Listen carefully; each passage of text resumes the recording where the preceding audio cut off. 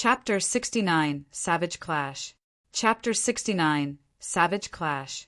The forest in All Beast Mountain Range's third area was so thick it blotted out the sun. It was also packed with vicious spiritual beasts that roared at any passing moment. It painted such a gruesome picture that struck terror in any who were intent in setting foot inside. Suddenly, a low bush stirred despite the lack of wind. Zhuo Fan's party stuck to the ground as they crawled, making use of the bushes as cover. They did take energy-concealing pills, but unlike the previous areas, if any spiritual beast saw them here, it spelled doom as such. This was the only viable way to advance, moving at a crawl 3,000 miles inland with each roar and cry. Fear-struck, soaking their brows with sweat, blast it! We'll never get anywhere crawling like this. After half a day of wiggling through 10 miles, Xie Tianyang complained and sat with arms crossed. I'm not doing it anymore. It's too lame. Besides, you think a fifth-level spiritual beast lies at every corner? Fool, get down before it's too late. Zhuo Fan cursed. Xie Tianyang smirked in disdain. How will that help? With how tall the fauna is here, you think they'll spot us at a glance. Roar. In reply to his disdain, a reverberating roar deafened the trio. They turned to see 5 towering trees being pushed to the ground. A 50-meter-tall black bear appeared. Seeing its meal, the black bear roared with bared fangs and bloodthirsty eyes. 4th-level spiritual beast. Mad Storm Bear! Zhuo Fan cried as the trio shook in fear. Xie Tianyang was even rooted in place before the bear could jump on its prey. A tail thick as a bucket coiled around its body. The bear was squeezed and thrown into the heavens above as its pitiful cry grew faint when it came back down. A maw opened wide and swallowed it whole. As the maw closed, blood sprayed in the surroundings, forming a pool beneath it. Even Zhuo Fan felt a shiver of fear that was a 30-meter-long python with a scarlet crest and rock-hard scales. Its cold eyes flashed, on the prowl for the next meal. 5th-level spiritual beast. Diamond Crest Python. Run! Zhuo Fan yelled as he sped up his crawling, and the other 2 worked to catch up.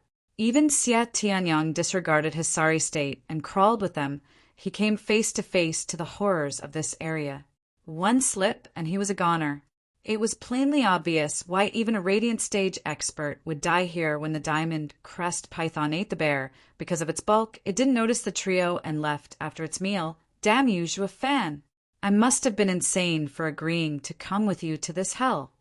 Xie Tianyang worked his all not only to crawl, but also to complain on and on. Afraid he would soon lose his life without venting, he was on the verge of tears. He had heard this place was savage, but not to this extent. If he'd try to even stand taller than waist height, he'd soon find danger setting its sights on him. Zhuo Fan mocked. No one told you to come. Why don't you crawl your way back? Xie Tianyang was looking at the sky. Curses, the sun is setting. Nocturnal spiritual beasts will be on the hunt soon, and crawling won't work against them. I'll be dead in a second. Better stick to Zhuo Fan. He would set up an array, and no spiritual beast would wander in. Annoyed, Xie Tianyang had an edge in his voice. Since I'm in the same boat as you, once I wander back, it will be plain suicide. Zhuo Fan and Xuening Xiang shook their heads. Then the trio's schedule was crawling by day and ducking under an array at night. And after a month, they finally crawled through 3,000 miles till their limbs and waist went sore. The good news was that the closer they got, the fewer the spiritual beasts spotted. Zhuo Fan knew they entered the territory of those 6th-level spiritual beasts, where no weaker beast would dare step a paw in the third area. 6th-level spiritual beasts were kings. If they found some oblivious beastie wandering into their domain, they'd chase it even for 1,000 miles, all to preserve a king's dignity, especially if humans were involved. Stretching and exhaling, Zhuo Fan felt a bit better. Despite his relaxed manner, Xie Tianyang had his eyes peeled as he cautiously rose to his feet. We can stand here. Zhuo Fan nodded with a smile. On our way here, there were too many eyes and ears on the lookout for any movement, so we crawled to avoid the spiritual beasts. Here, though, is the domain of 6th-level spiritual beasts. Hiding will be much more effective than crawling in this place. Xia Tianyang finally found safety for the first time in a month and smiled. So it's much safer here than other places. Zhuo Fan arched an eyebrow. You can say that, but we'll die even faster bumping into a 6th-level spiritual beast. Xia Tianyang's smile vanished, and his tone held some bite. Then what the hell are we doing here? Tame them? How? Zhuo Fan smiled with confidence. He had considered this point a long time ago. He came to such a deadly place as the 3rd area with a plan. He only needed to slip a bloodworm into the Thunder Skylark, and all was well. But the problem was how rumble. Zhuo Fan was cooking up a plan when a sudden noise shook the world. The trio felt the earth shaking beneath their feet. They blinked in shock. This had to be from another devastating clash of spiritual beasts. But throughout their crawling, never had they heard a sound so loud. Not even when 2 5th-level spiritual beasts fought, there could only be one answer. 6th-level spiritual beasts. They shouted in unison. It seems to be coming from that direction. Zhuo Fan ran straight for it, while Xia Tianyang yelled nervously, Those beasts will tear you to pieces. Zhuo Fan smirked. If one of them was the Thunder Skylark, it'd be perfect. He'd lay in wait and make use of the perfect opportunity to strike. Xuan Ningxiang remained quiet and followed him closely. Wherever Zhuo Fan went, she would be close by. So Xia Tianyang had no choice but to join them 15 minutes later. The trio heard a thunderclap in the sky and the roaring flames. The 3 huddled behind a large rock in a small valley and peeked above. But the sight took their breath away. 2 spiritual beasts flew high up. Both 6th-level spiritual beasts. One was a deep blue-colored bird with a 15-meter-long body and a wingspan of 20 meters. Lightning traveled along its body as it cracked the air despite being smaller in size, even compared to the 5th-level spiritual beast. Its every wing beat covered the sky in lightning and wind blades that struck the rocks in the valley to pieces. A 5th-level spiritual beast would be crushed by such display. Thunder Skylark! Zhuo Fan squinted. He didn't lie to me. Thunder Skylark's nest is here. He then turned to the other spiritual beast. It was a flying lion wreathed in scarlet flames. Its mane was on fire, and it had 30-meter long wings of flames, half as long as his body. A flap of its wings sent fire to engulf the skies and burn the whole valley to a crisp 6th-level spiritual beast, Flaming Lion King. Zhuo Fan's heart tightened. The Flaming Lion King was as powerful as a 7th-level spiritual beast.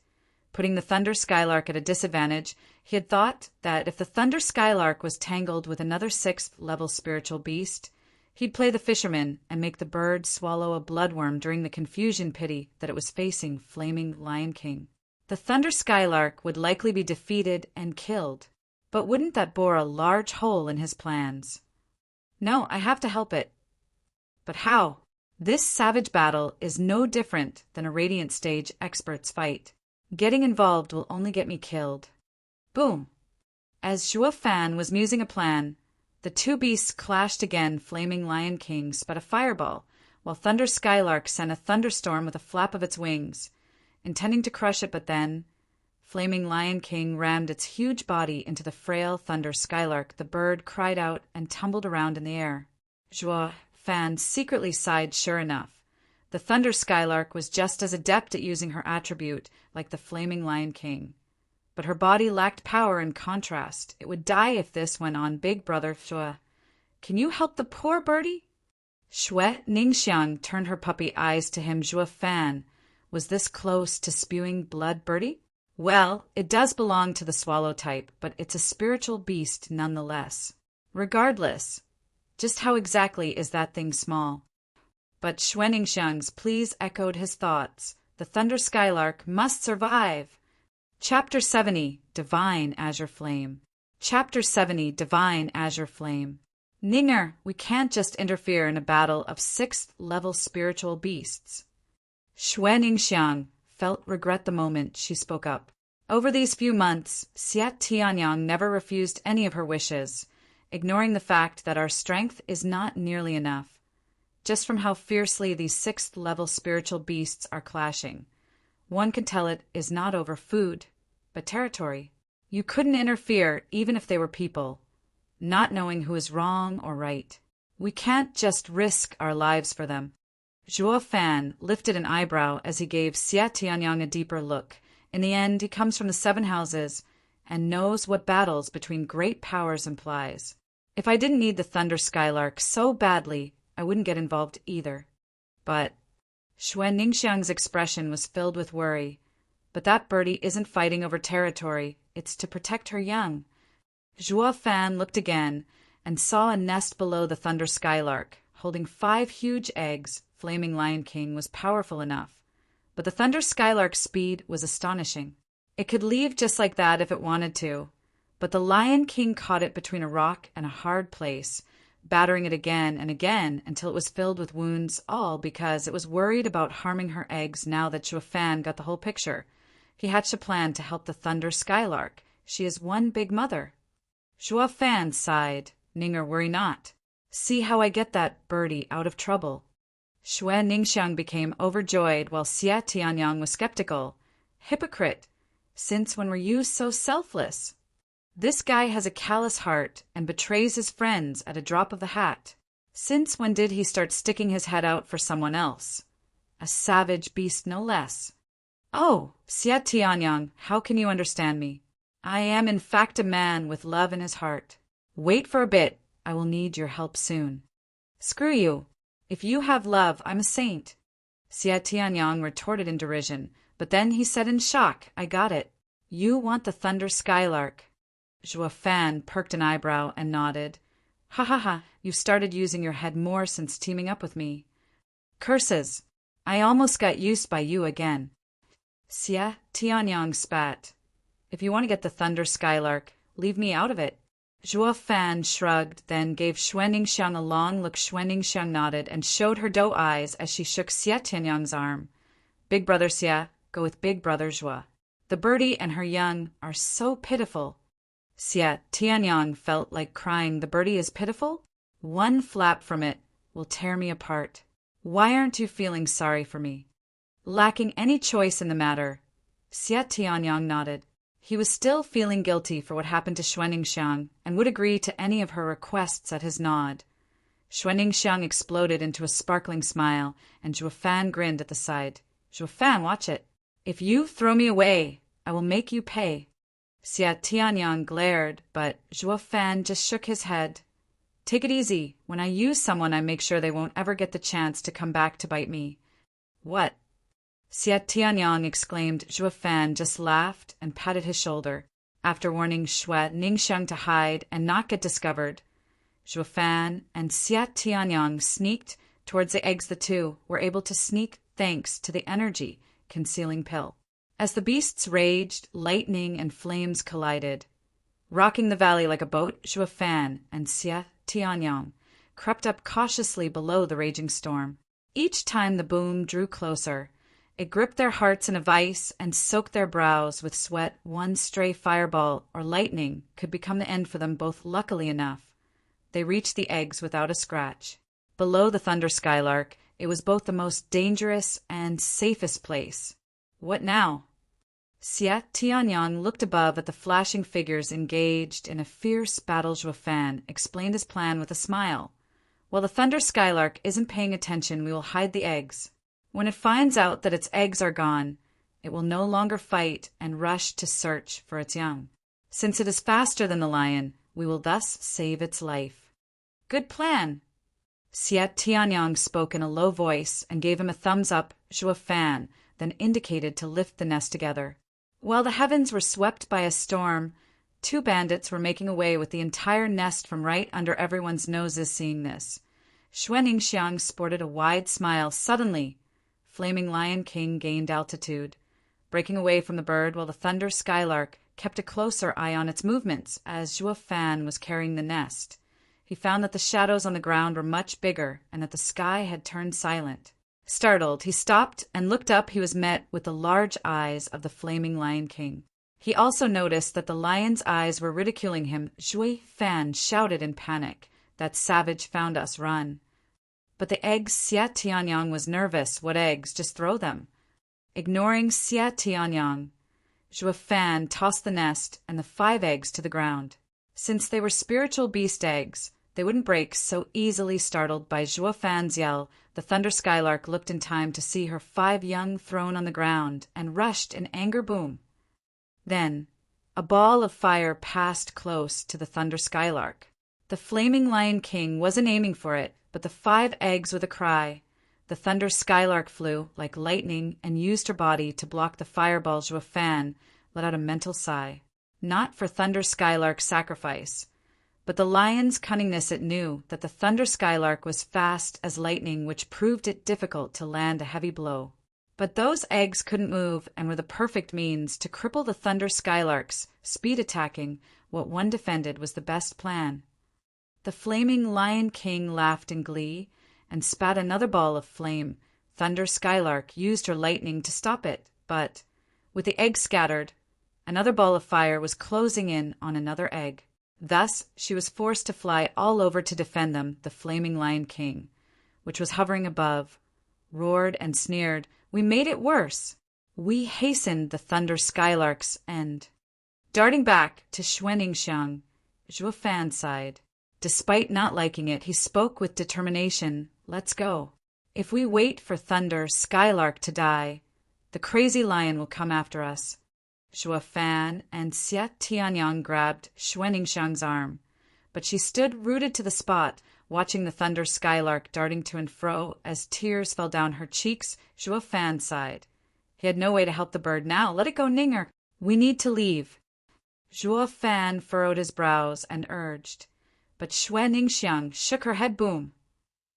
After fending off 24 fireballs, the Thunder Skylark let out a mournful cry and fell tired and wounded in a large crater. The flaming Lion King charged with its claw, aiming for the bird's throat. No! Xuanningsiang broke away from the two's grasp and rushed to defend the Thunder Skylark. The cold wind from flaming Lion King's attack fanned her fine black hair, but her eyes remained unwavering. Zhuo Fan and Xia Tianyang rushed over. Alarmed, both forgot that there would soon be 2 more corpses added to the pile, that it wouldn't make a difference. Even Zhuo Fan lost his calculative mind. The 3 only knew to not abandon the other.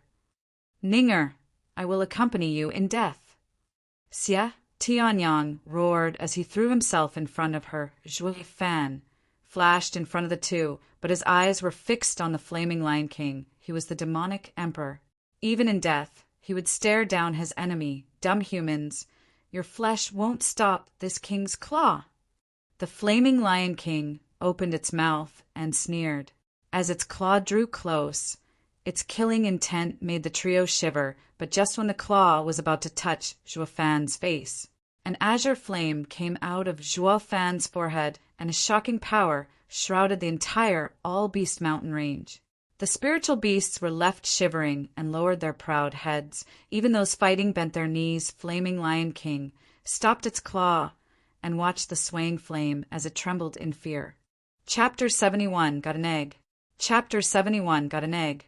The azure flame was as small as a candle's, flickering in the wind in front of Zhuo Fan's forehead, but with each sway, the flaming Lion King's eyes shivered. As if it saw its end, it then took back its claw and sped away in the form of a ball of fire. It scampered off with speed rather than dignity, so much so that it was even close to falling at some point. A 6th-level spiritual beast, a king in the all-beast mountain range, was now fleeing like a kitty while trembling from every joint. Frowning, Zhuo Fan touched his forehead, but the azure flame had already hidden inside. He only felt a faint warmth and concluded that it was connected to the expert who had appeared in his consciousness and touched him there. Hey, Zhuo Fan, Xia Tianyang shook his arm as he questioned. Be honest with me. Are you absolutely positive that you are human? Cut the crap. What else would I be, a demon?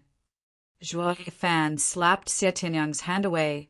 I've never seen a human scare a 6th-level spiritual beast with just a look. Xia Tianyang took deep breaths to calm down and continued. Did you see how scared it was when it saw you? As if afraid you would eat it whole. As brothers, you owe me an explanation.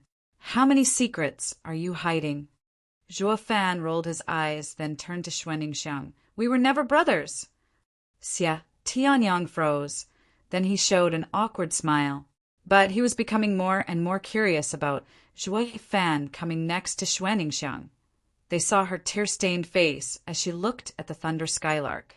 The lion didn't take its life, but the birdie was too far gone to be saved, unlike Xia Tianyang.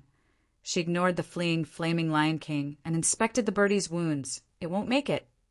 Zhuo Fan sent his Yuan Qi to check its state, then sighed his plan on getting a thunder skylark, went up in smoke.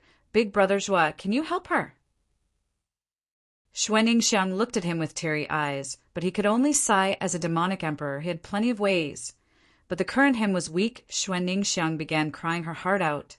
Tears falling down the thunder skylark's face, the bird opened its eyes and looked elsewhere. Xuan Ningxiang noticed and spotted an egg not too far. But the egg was burnt black. The thunder skylark gave its all before, but was incapable of stopping every fireball once her young. Let's go find them. Xuan Ningxiang cried Zhuo Fan, and Xia Tianyang searched around and soon gathered for scorched and lifeless eggs. Wasn't there one more? Xuan Ningxiang nervously asked. The two shook their heads. The last one was lost. They couldn't find it anywhere. Xuan Ningxiang was sorrowful, kneeling before the thunder skylark as she sobbed. Forgive us. We are the ones who hurt you. The thunder skylark was always watching the 4 scorched eggs with teary eyes. Then her eyes flashed and moved her great body from below her. The last egg rolled out. It was intact, but still had a few scorch marks on it. Zhuo Fan looked long at the thunder skylark and secretly nodded despite being forced to run around by the flaming lion king. It knew what it had to do. It made sure to protect one egg without anyone knowing, and when it collapsed, it used its body to hide the egg, so that even if it was killed, the egg would survive. It gave its life to protect its young. Thinking about this, Zhuo Fan developed a deep respect for the bird with a cry. The thunder skylark stared at Zhuo Fan, or, more specifically, his forehead. Then it turned to its egg with a hopeful gaze. You want me to take it? Zhuo Fan assumed it nodded. Eyes filled with warmth for the egg, Zhuo Fan picked it up and sighed. It is badly burnt, and even if it hatches, it won't live for long. Unless... He whispered the rest into the thunder skylark's ear. It was first startled, then nodded in gratitude, turning to her young. The thunder skylark closed her eyes in peace. She could now rest easy, knowing Zhuo Fan would look after it. Xuan Ningxiang saw its life fade away and was crying her heart out. Zhuo Fan and Xia Tianyang sighed. They didn't foresee her being so compassionate, even towards a spiritual beast. They would, at most, hold some respect, but never be so heartbroken about it. Ninger, it won't come back. Don't feel too sad about it. Zhuo Fan consoled. Yeah, I never knew you'd be so compassionate towards this thunder skylark, just after meeting it once. Xia Tianyang laughed dryly and scratched his head. Not knowing how to comfort the girl, Xuan Ningxiang wiped her tears and nose. Why, you guys misunderstood. It is a sad birdie, but I'm not crying for it. I was reminded of my home. Her appearance made me recall my dad protecting me every step of the way, taking care of me. The other two smiled dejectedly. It seems this girl was reminiscing. No wonder she was so touched. Since it's not for the bird, then I will take the thunder skylark's body. Zhuo Fan felt awkward as he stashed the body in his ring. But Xuan Ningxiang just nodded. Xia Tianyang, however, was aflame in anger. Hey, why do you get to have a whole 6th-level spiritual beast's body? A spiritual beast was a treasure in and of itself. The 6th-level spiritual beast bodies, in particular, made for great refining materials. Even the 7 houses seldom got such an item, and Xia Tianyang regarded it greatly, looking askance at him. Zhuo Fan stated, You saw it giving me its egg. Its body is the same. You stay here with Ninger. I'll be right back. He left before Xia Tianyang could argue. Xia Tianyang wanted to follow Zhuo Fan, but seeing Ninger, he stayed. He was worried for her safety. Leaving her all alone in the woods was not wise, though it made little difference if he was there too. Whoosh. In a secluded spot, Zhuo Fan took out the egg, the thunder skylark's body, and some black rocks. He began circulating his yuan qi, and his hand burned scarlet. This was a cultivator's most basic yuan qi flame, weak in battle, but useful in refining. And those black rocks were spatial stones used in making storage rings. These rocks were very rare, even with all the spatial rock mines in control of the 7 houses and the imperial family. But thanks to Veiled Dragon Pavilion and imperial family endorsing the Luo clan, he got his hand on a few, and right now he was planning on refining a beast holding ring. It was far more complex to refine than a storage ring, and the Great Sex had a tight lock on any refining methods regarding them. Furthermore, it could even store spiritual energy, as spiritual beasts were nurtured by the spiritual energy of the world. They were the best ingredient for refining items. Case in point, this egg came from the Thunder Skylark, and its spiritual energy would help it recover. If not for this, Zhuo Fan was unsure if he could even hatch it now that the Thunder Skylark was dead. He desperately needed to hatch the egg and make it his demonic creature in order to enter the Lightning Canyon. For this, Zhuo Fan spoke a few words to the dying Thunder Skylark, and it agreed once it knew its broken body could help her young live either way. This was Zhuo Fan's way of showing his respect for the mother. Also, he would have taken this course of action regardless of her decision. Zhuo Fan pointed, and the flame towered. Fusing the ingredients with high-speed hand signs and a smile of satisfaction, he was close to fulfilling his objective in the dead of night. Stars glittered with Xuanningsiang and Xie Tianyang, watching them bored out of their mind. As this was Thunder Skylark's territory, no 6th-level spiritual beast would wander here. It was the safest place for them. A sound broke the silence, and Zhuo Fan appeared next to them. Xuanningsiang ran to him in glee as Xie Tianyang looked him up and down. "What did you do with the corpse?" Shrugging, Zhuo Fan was blunt toward an 8 and used it. Xuanningsiang was startled by his reply, and Xie Tianyang rushed to placate her. "Ninger, it's all right. The bodies of spiritual beasts are handled like this, but I don't know what he refined using it." Xie Tianyang knew Zhuo Fan was an array master and an alchemist, so being a refiner on top wasn't that far-fetched. As Zhuo Fan was gone for a day, he assumed Zhuo Fan had refined something. "Hey, did you know today is Ninger's 16th birthday?" She was reminded of her family when the Thunder Skylark protected her egg, and it made her cry. Zhuo Fan took a long look at Xuanningsiang, who was blushing with a lowered head. "Ha ha ha, since it's her birthday, then I will give her a present." Zhuo Fan revealed a ring that had lightning running across it. Then he took Xuanningsiang's hand and inserted the ring on her finger. "This is the storage ring I refined from the Thunder Skylark, Thunder Ring. I have one and you the other. They both are made as one and are connected with each other." Zhuo Fan raised his hand, and sparks flashed across his ring. Xuanningsiang was overjoyed inside and blushed as she extended her fist with the ring on it. Zhuo Fan did the same with his hand, and the 2 rings let out crackling sounds. Xie Tianyang was filled with envy and roared. "Zhuo Fan, did you give me one too?" "I'm out."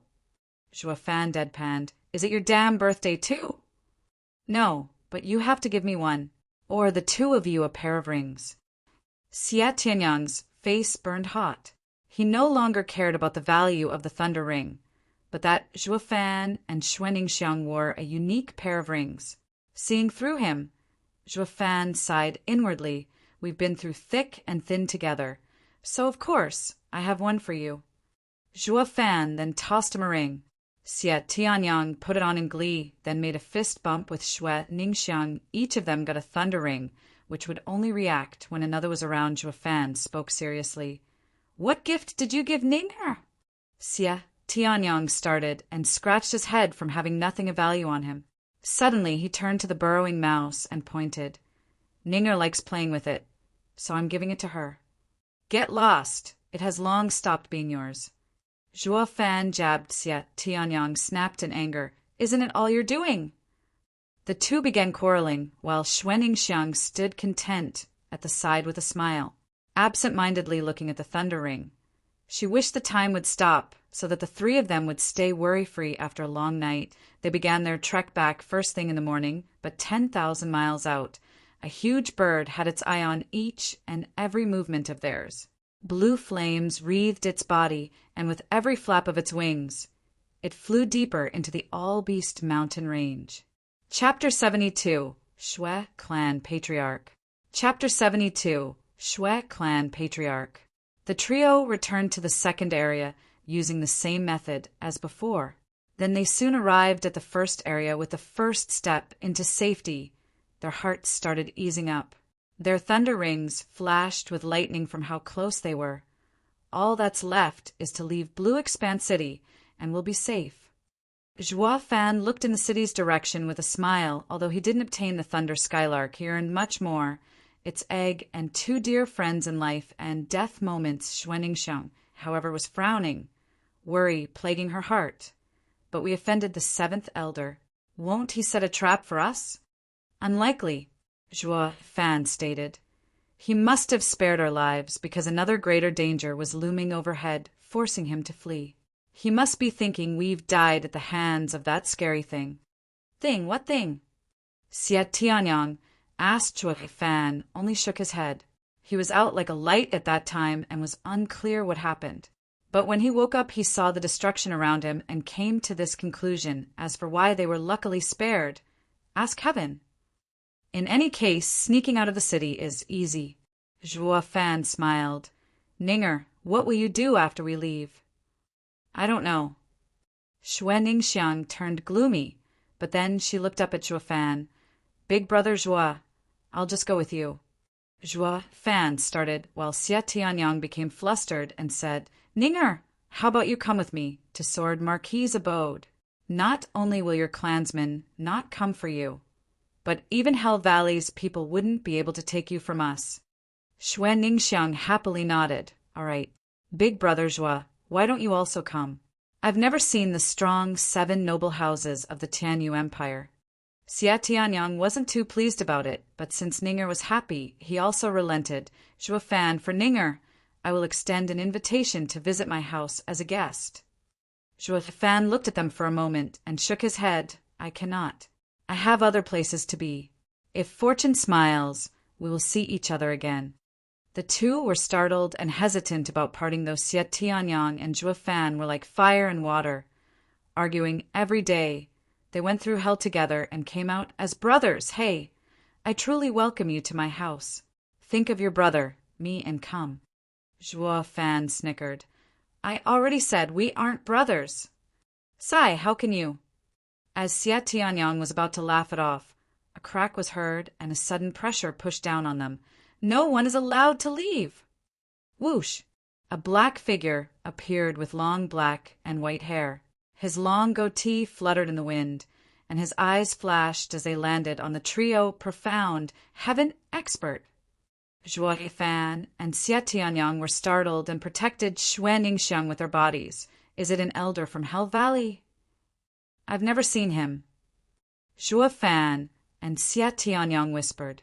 What was certain, though, this old man wanted to wring them dry, but then Xuanningsheng jumped out from between them and walked cautiously towards the man. Grandfather! Xie Tianyang was stumped, while Joie Fan asked with a frown, Your Shwe clan's only profound heaven expert. Shwe clan's patriarch, Shwe Dingtian.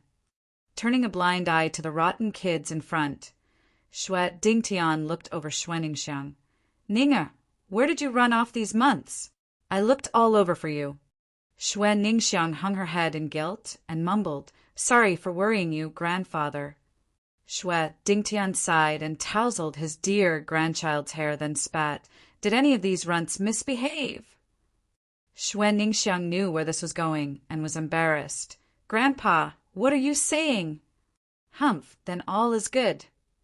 Shwe Dingtian rolled his eyes over Joie Fan and Xie Tianyang. Who was it that hurt my grandson, Shwe Gang? Him. Xie Tianyang didn't miss a beat in exposing Joie Fan. I only met Ninger after.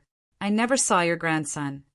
Rolling his eyes, Joie Fan could only blame his poor luck and friends. I didn't know he was Ninger's brother, so please forgive the offense, senior. Then you eloped with Ninger? Shwe Dingtian questioned Joie Fan. What elope? Xie Tianyang cried with a start and grabbed Joie Fan by the clothes. Joie Fan, explain it to me. Since when were you so close with Ninger? Shue Dingtian glanced at Xie Tianyang and turned towards his granddaughter. Who is that kid? To be even more pissed than me? Shue Ningxiang glared at her grandpa, then hid her flaming cheeks with her hands. Grandpa is getting old. How could he mention something like that out of the blue? She was complaining inside, but her eyes sneaked a peek at Zhuo Fan. Wait, don't misunderstand. I only asked Ninger to show me the way, and nothing else. Zhuo Fan gesticulated while shouting. Only then did Xie Tianyang stop. Shue Dingtian stared down Zhuo Fan, but seeing no lies, he spoke. Good, in that case I won't be hard on you on account on your time with my granddaughter. Come, Ninger, let's go home. Shue Dingtian pulled her, but Shue Ningxiang turned to the two behind her. Xie Tianyang was getting anxious, wanting to stop them. Wait! Zhuo Fan, shouted. Shue Dingtian spoke in a cold tone. Is there something else, Runt? You can't take Ninger, said Zhuo Fan with a stony expression, and I advise you don't return either. Shue Dingtian frowned. What do you mean by that? I'll be frank. We offended the 7th elder of Hell Valley, and he recognized Ning. I can guess he's now getting rowdy in the Shue clan. If you go back now, you will die. Shue Dingtian was startled, then looked to see Shue Ningxiang nodding shyly as if thunderstruck. Shue Dingtian trembled and stumbled backward before falling. Shue Ningxiang started crying and rushed to her grandpa. Grandfather, forgive me! Shue Dingtian tightened his fist as rage swallowed his heart. Then his killing, intent-filled eyes landed on Zhuo Fan and Xie Tianyang. It's you who brought this disaster upon us. As long as I take you to the 7th elder, he will spare us. Saying so, he slapped towards Zhuo Fan. Zhuo Fan's foot moved a bit, making 2 of his phantoms appear near him. Then they immediately retreated in different directions. Shue Dingtian scattered the 3 retreating figures to dust with a wave of his hand, but the real one wasn't among them the next moment. Zhuo Fan came from behind Shue Dingtian and attacked with a bloody hand, blood palm. Startled, Shue Dingtian felt his blood vessels boil. He now felt it on his own skin why his son and grandson had lost Zhuo Fan wasn't only strong enough to skip stages, but also cunning and hard to fathom. Too bad he wasn't in the profound heaven stage like the old man. Shue Dingtian vanished before the blood palm could hit him. Shocking Zhuo Fan at the same instant, a powerful strike came from behind, and Zhuo Fan, who was unable to dodge in time, spat blood while flying. Shue Dingtian was about to pursue when a mystical sword intent came at him. It was Xie Tianyang wielding his star sword to strike Shue Dingtian's chest as he looked at the approaching sword. The sky seemed to have calmed, and he could only see the glittering sword moving profound, ranked martial art. Shue Dingtian moved his foot slightly and disappeared, only to attack from Xie Tianyang's side with a palm. Xie Tianyang spatted blood and flew due to the impact. It was thanks to his spiritual armor that he wasn't heavily wounded. Zhuo Fan and Xie Tianyang staggered to their feet. A profound heaven expert's power wasn't to be taken lightly. Without an array, they had no chance. That brief exchange from before lasted but a breath, and the outcome was a foregone conclusion. The two couldn't even touch a profound heaven expert. Chapter 73, Cauldron. Chapter 73, Cauldron. Stop! Cried Shue Ningxiang. Shue Dingtian turned towards his granddaughter and was startled to see her in tears with a dagger at her neck. What are you doing, Ninga? Shue Dingtian became nervous. Shue Ningxiang spoke between sobs. Grandpa, let them go. They're my friends. If I do, then our Shue clan will be no more. Shue Dingtian stepped toward Zhuo Fan with hatred and killing intent. Grandpa, take one more step and I will be leaving this world before you. Shue Ningxiang nervously pushed the dagger closer to her throat. Blood began to trace the blade. Don't! Xie Tianyang was frightened, but Shue Dingtian gnashed his teeth and pressed on. However, Zhuo Fan noticed the tears in the old man's eyes. Zhuo Fan laughed. Ha ha ha. Shue Dingtian, you've gotten senile. You think taking us to the 7th elder will save Shue clan? It will only hasten your downfall. What are you saying? Shue Dingtian stopped and stared at Zhuo Fan, sneering. Zhuo Fan turned to Xie Tianyang. Do you know who this is? He's from Sword Marquis' abode. By handing him over to the Hell Valley, you will make one of the 7 houses into your enemy. Do you think you can handle their wrath and prevent the downfall of your second-rate clan? Xue Dingtian became apprehensive. He spoke while scrutinizing Xie Tianyang. Impossible. You are trying to play me.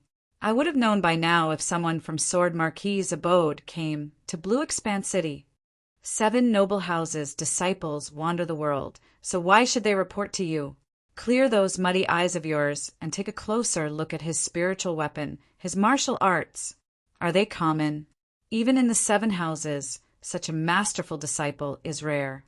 A chill shook his very core, and Xue Dingtian staggered back a few steps. He knew that was a 4th-grade spiritual weapon, and the kid was using a profound, ranked martial art. Who could wield both if not a man from the 7 houses? Having Xue Dingtian right where he wanted, Zhuo Fan drove in the last nail with a sneer. You want to take us back to Hell Valley when it's uncertain if they'll even accept us. But if they do, will the Sword Marquis' abode just let you go? Plop!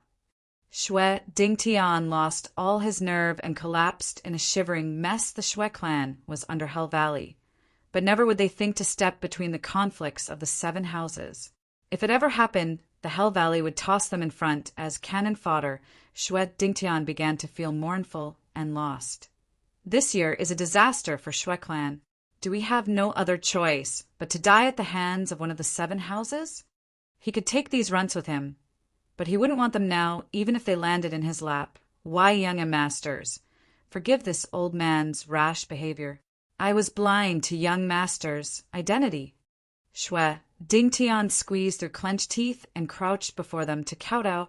3 times everyone was dumbfounded, while Zhuo Fan just took it all in with a critical Xie Tianyang, couldn't quite accept it, and rushed over.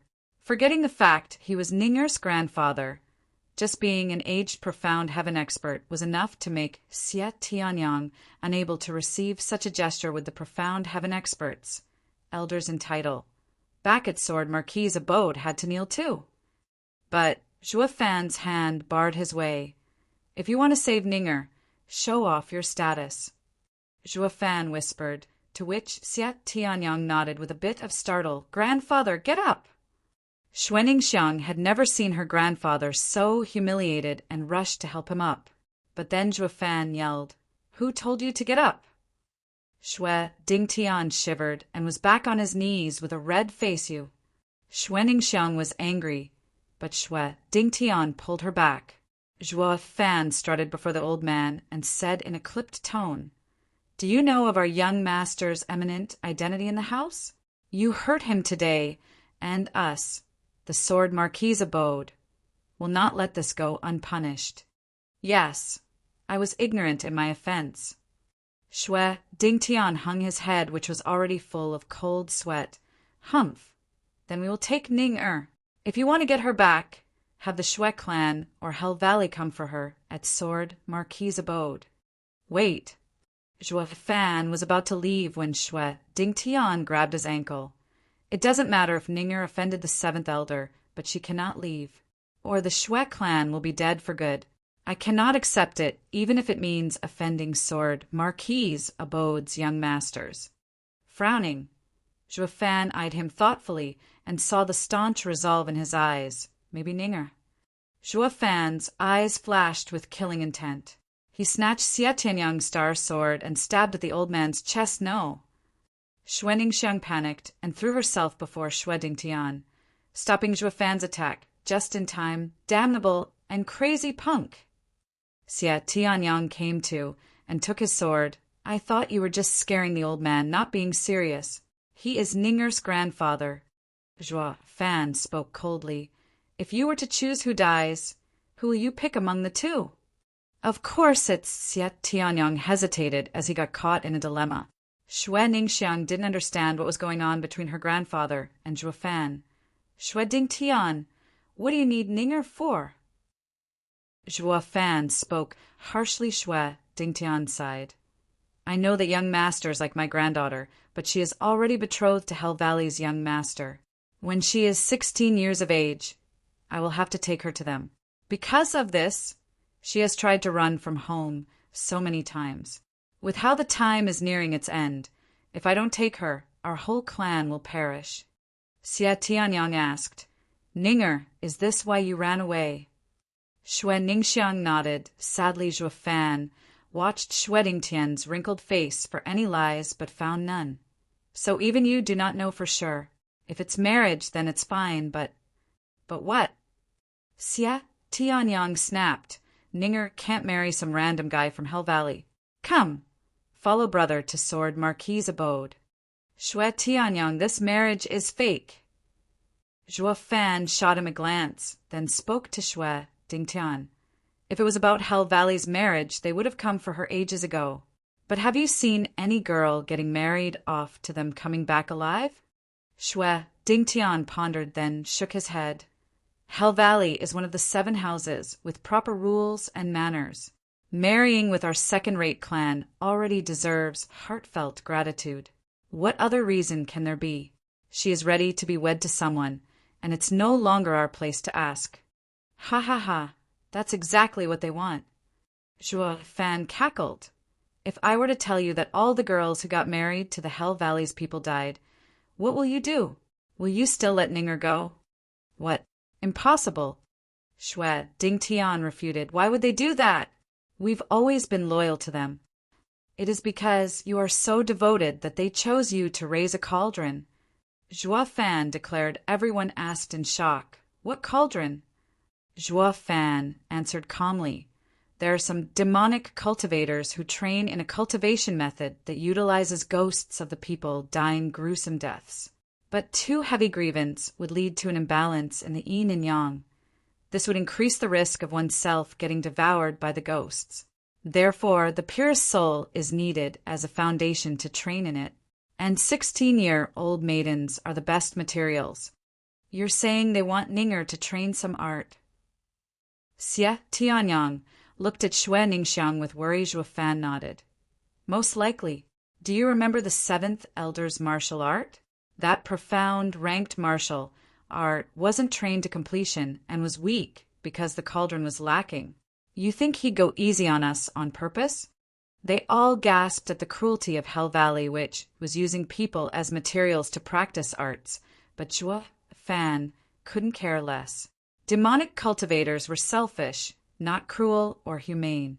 Anything that killed one's opponent was most welcomed. He recalled that one time back in the sacred domain when an Emperor Stage expert cultivated this demonic method and killed 10,000 cultivators. The expert provoked the entire sacred domain's cultivators into an uprising against him. Even demonic cultivators rose the flag of righteousness, vowing to wipe such filth from the world. That was one of the rare occasions in which the 2 paths joined. Luck had it that Zhuo Fan was among them, witnessing this force on the move.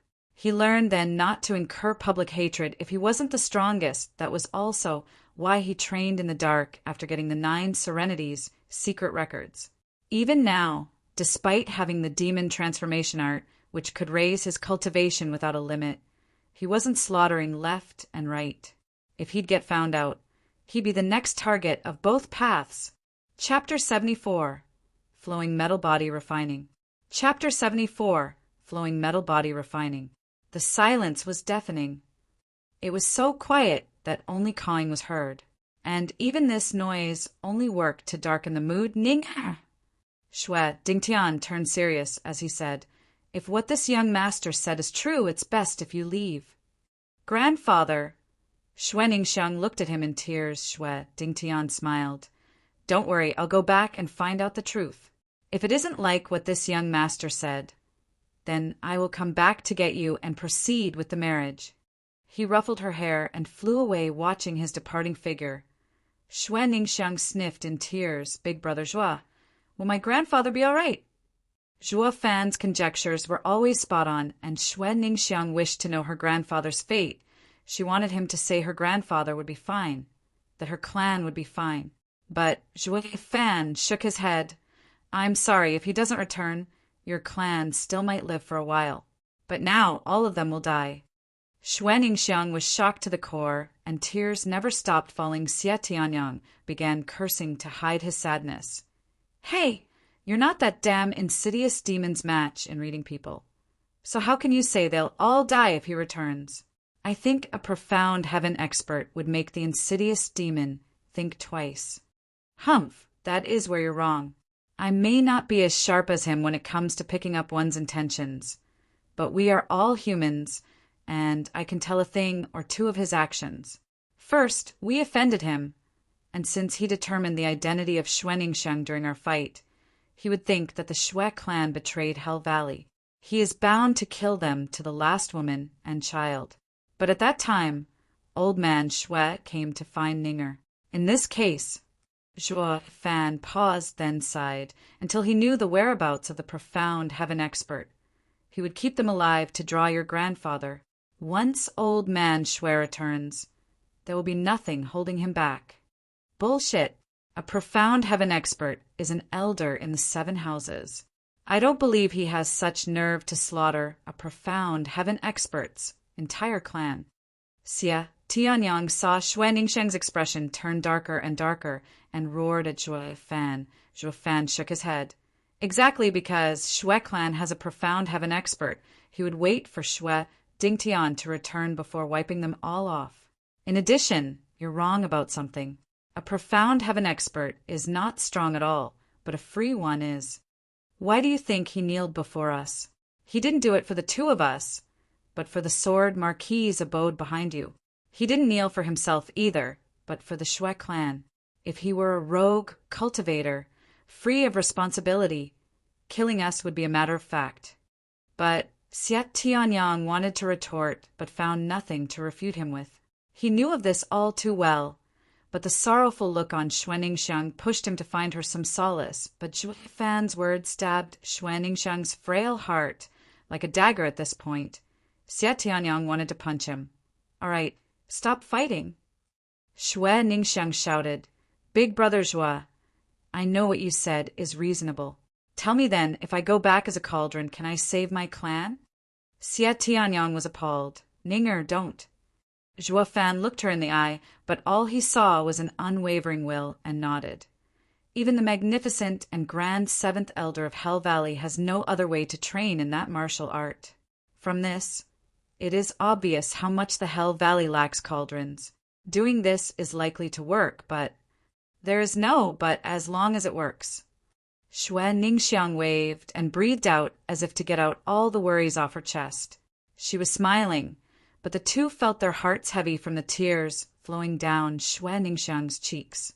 Big brother Zhuo, Big brother Tianyang, thank you for taking care of me these past months. We shall part ways, just that. Xue Ningxiang sniffed. I've never once gone outside the city, never seen Sword Marquis' abode. It's my only regret. She waved with a smile, and left Xie Tianyang's eyes were tinted red.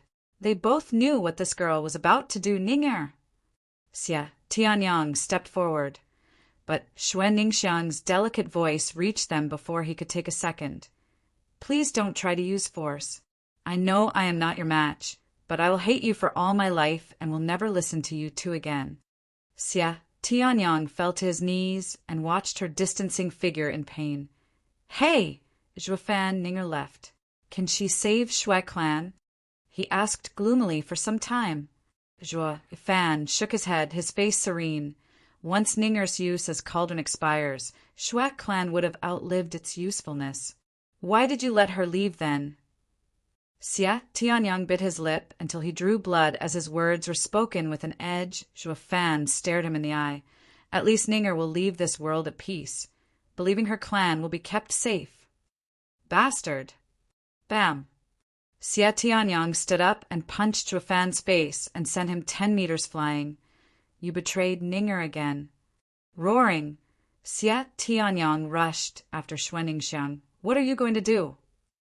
Zhuo Fan wiped the blood from his mouth and stood up. I'm going to save her. Xie Tianyang was dead serious. Just you. Zhuo Fan jabbed. How can a bone-tempering cultivator fight against a profound heaven expert? You saw what happened just now. You know the difference between the bone-tempering stage and profound heaven stage. It's not just about being unable to fly, but also about speed. So what? Tightening his fists, Xie Tianyang spat. It's better than doing nothing like you. We clearly had the chance to end that insidious demon last time. Last time we had the element of surprise and an array in place. In an array, no matter how fast he is, we can deal with him. But how will I set an array now? Are you telling me to set one right under his nose, then ask him to kindly step inside? Xie Tianyang understood the meaning behind Zhuo Fan's words, but couldn't accept his manner. Ninger fought through life and death with them, and now Zhuo Fan was just going to sit there and do nothing. Zhuo Fan, I always knew there was no worth in trusting you. But as a man, good or bad, they're duty-bound to fulfill their promise. You promised to take Ninger out, and if you don't, you'll be nothing more than a coward. Roaring, Xie Tianyang sped up in his rush. If you go, you can only watch, powerless to do anything. I will still go. I would rather die than be a coward. Watching Xie Tianyang chasing Ninger, Zhuo Fan tightened his fists and muttered, "Who said I'm any different?" Then he turned around and entered the forest in a cave. 15 minutes later, Zhuo Fan set up a concealing array, then drew an odd pattern on the ground and placed spirit stones at key locations. Then he spread diamond sand across the entire pattern. Finally, his hand flashed, and a pair of wings with streaks of lightning across them appeared in the center of this pattern. This was a secret body refining art from the 9 Serenities, secret records. It would make use of demon transformation art to refine the ingredients and transform one's flesh into diamond body. This was far crueler than the wraith art he gave to Captain Pang. Wraith art was a cultivation method for humans to refine their body, but this secret art treated the human body as a medium in refining it. Just like a demonic treasure, the results were outstanding, of course, invincible and tough as steel. But the process was excruciating, 1,000 times more miserable than the wraith art. To imagine, this process involved cutting one's body inch by painful inch if one wanted to refine his body with ingredients suited for demonic treasures. It was so dreadful that one would find death a blessing in the past, before he even found the 9 Serenities secret records. Zhuo Fan wouldn't train in wraith art even if he had it, because it was too inhuman, too brutal, despite how much strength it gave back, and here he was using a method even more excruciating and dangerous, but this was also the only way he could improve his strength in a short time. If he wasn't stronger than that cunning and deceitful insidious demon, his success wasn't certain. With his heart at peace, his eyes filled with resolve, Zhuo Fan made a hand sign. In an instant, the strange pattern shined brightly and started to churn. As it spun, the diamond sand trickled towards a small vortex in the center and entered inside the cross-legged body of Zhuo Fan. Chapter 75, Spirit and Body Refining. Chapter 75, Spirit and Body Refining. Speck by diamond speck sunk into Zhuo Fan's body as the array turned. The sand acted like minute needles, boring through his muscles and drawing blood. All diamond sand that touched him pierced his body, with no exception. 1 or 2 specks he could bear, but 100, 1,000, they were beginning to take its toll on him, and all this while he could only gnash his teeth when the number reached millions. His whole body was soaked in blood, and this blood all came from pin-sized holes left behind by the diamond speck, akin to a very fine sieve. Looking closely, the diamond sand had ruined his muscles, turning them to mush, and this was only the beginning. Yet the pain was so excruciating, worse than any torture. Death by 1,000 cuts, quite literally, however. To speed up his increase in power, Zhuo Fan still bore through it with clenched teeth, unwilling to utter even a grunt. Fine sweat ran over his body, testament to the pain. Even the mighty demonic emperor was reduced to a shivering mess. HH. Then Zhuo Fan's eyes narrowed as he cried out, unable to endure another million specks. Piercing his skin and muscles, he yelled and howled from the pain, but knew he had to stop, and soon closed his mouth. Shut in his heart, he knew this body refining method would remake his entire body from the inside out, replacing his all with diamond sand. So much, so he would become an unbreakable diamond. But before that, he would have to endure this agony, yet this was just the flesh. It would soon be followed by the bones and inner organs. Zhuo Fan could only grit his teeth and follow through. If not for wishing to save Xuanningsiang, he wouldn't have chosen this path, no matter how amazing the result. Too cruel. The strange array never stopped revolving, feeding Zhuo Fan's body with diamond sand. After 2 long hours, his muscles were broken down to the last fragment. Then the diamond sand continued on to pierce his bones. Zhuo Fan shook from the pain, and a grunt escaped his clenched teeth. Yelling would only amplify his suffering until he could take it no more. To avoid his demise, he forced his mouth shut while his eyes bulged out of his blanched face. Damn, rotten, decrepit, senile 9 Serenity's Emperor. How the hell did you come up with this insane refining method? The moment the diamond sand entered his bones, Zhuo Fan spasmed. He couldn't even speak, so he cursed the first demon emperor of ages past in his mind. Had the demon emperor heard, his reply would be mockery. Did I push your hand? Who lied to you that a meager thing like you can succeed? Suddenly, Zhuo Fan's body seized up 1 second and laid limp the next. His skeleton was turned to dust in that instant. Such pain filled his eyes with tears, but he was now nothing more than a pile of mush, and all he could do was lie paralyzed on the ground. There's also the last step, body remodeling. Zhuo Fan was sweating bullets as he sucked in a deep breath through gritted teeth with a skeleton nothing more than a bone meal. The diamond sand burrowed deep into his organs. It didn't wait to stick to them like before, but punched right through them. Zhuo Fan's organs were shredded, and he was spewing blood mixed with flesh again, and again the blood seeped into the strange array and fused with it. Yet despite the constant flow of blood and the sweat and the pain, his lips curled into a sinister grin. I have prevailed. Now only body remodeling is left. Zhuo Fan's smile was wiped away by a wail. HHH. It didn't go as planned. The diamond sand finished with his organs and went for his brain, be it immortal or cultivator. The brain was the weakest for both, as it was the place that housed one sole diamond sand was raining havoc in his very soul, his mind. Once it was gone, his death would be final. He felt as if thousands of ghosts were assailing him, a pain down to the bottom of his core. It was thousands of times crueler than the first step. But unlike before, when his mind was clear, the pain was now eating away at his consciousness. His soul was slowly being spent and was on the verge of shattering. And all he could do was wait for his demise. Ha ha ha. For me, the grand demonic emperor, to die at my own hands. How ironic. If only I knew how wretched this body refining method was. Zhuo Fan chastised himself as he grew weaker, all this while the strange array never stopped spinning, and the remaining diamond sand on it was soaked in his blood. But he was too far gone to even care. He was hanging by a thread, one that thinned by the second. What struck him as odd was, why did he have to refine his body through this hellish torture? I must have gone insane. Why did I use this deviant secret art? Zhuo Fan shut his eyes with a trace of regret, as his life flashed before his eyes since he became a demonic cultivator. He overcame all trials bearing his path, becoming the leader of the 8 emperors in the sacred domain, the first below a saint, a path filled with glory. Then he gained the 9 Serenities' secret records, bringing him further joy, and though his disciples sold him out, he was reborn in the Luo clan as a steward. Then he met Xie Tianyang and Xuanningsiang. Xuanningsiang. Zhuo Fan's lips cracked open, muttering her name in his delirium.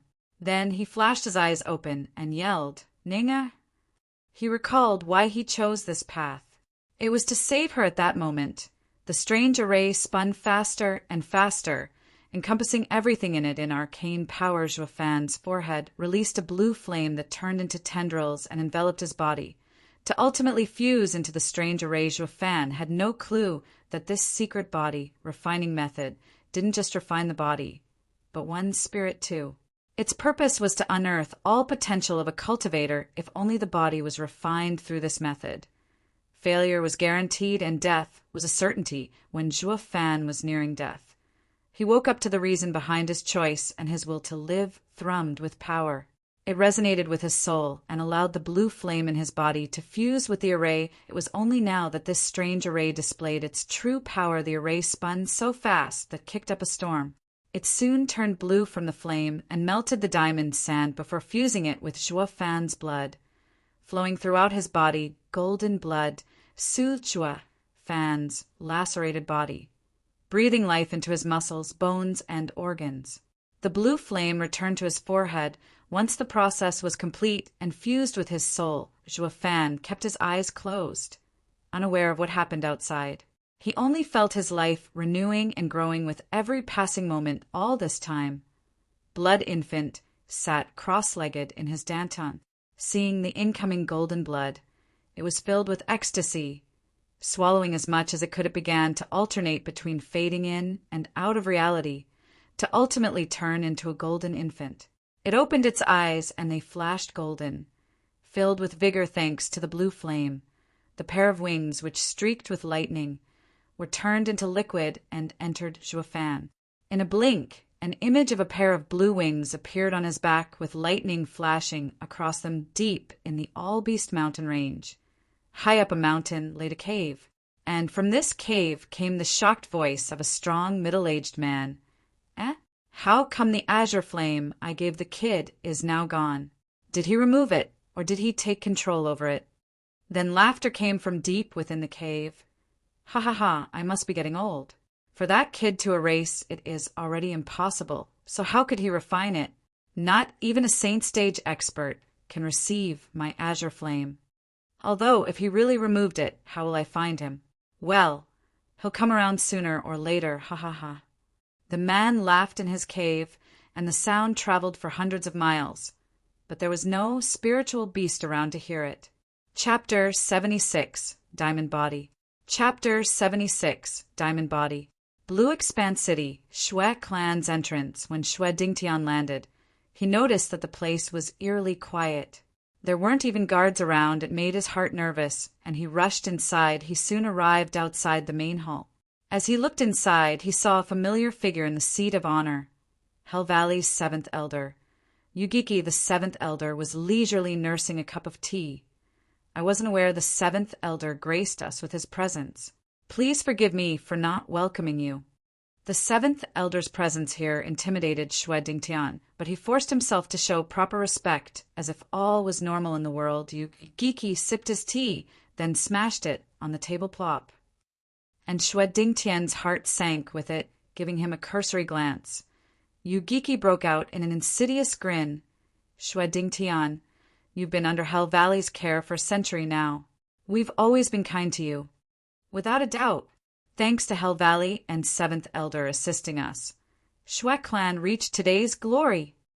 Shui Dingtian forced his anxiety down. Hiding it behind a smile, Yugiki nodded and stood up. He strolled before Shui Dingtian and patted his shoulder with a warm smile. It's great that you think so, then. As he spoke, Yugiki's face twisted and clawed at Shui Dingtian's shoulder as he thundered. Why did you collude with outsiders and steal Hell Valley's diamond sand? Shui Dingtian was shaking in fear and fell on his knees to kowtow. Seventh Elder! This is a misunderstanding. The Shui clan has been nothing but loyal to Hell Valley. We would never do such a thing. Ha ha ha.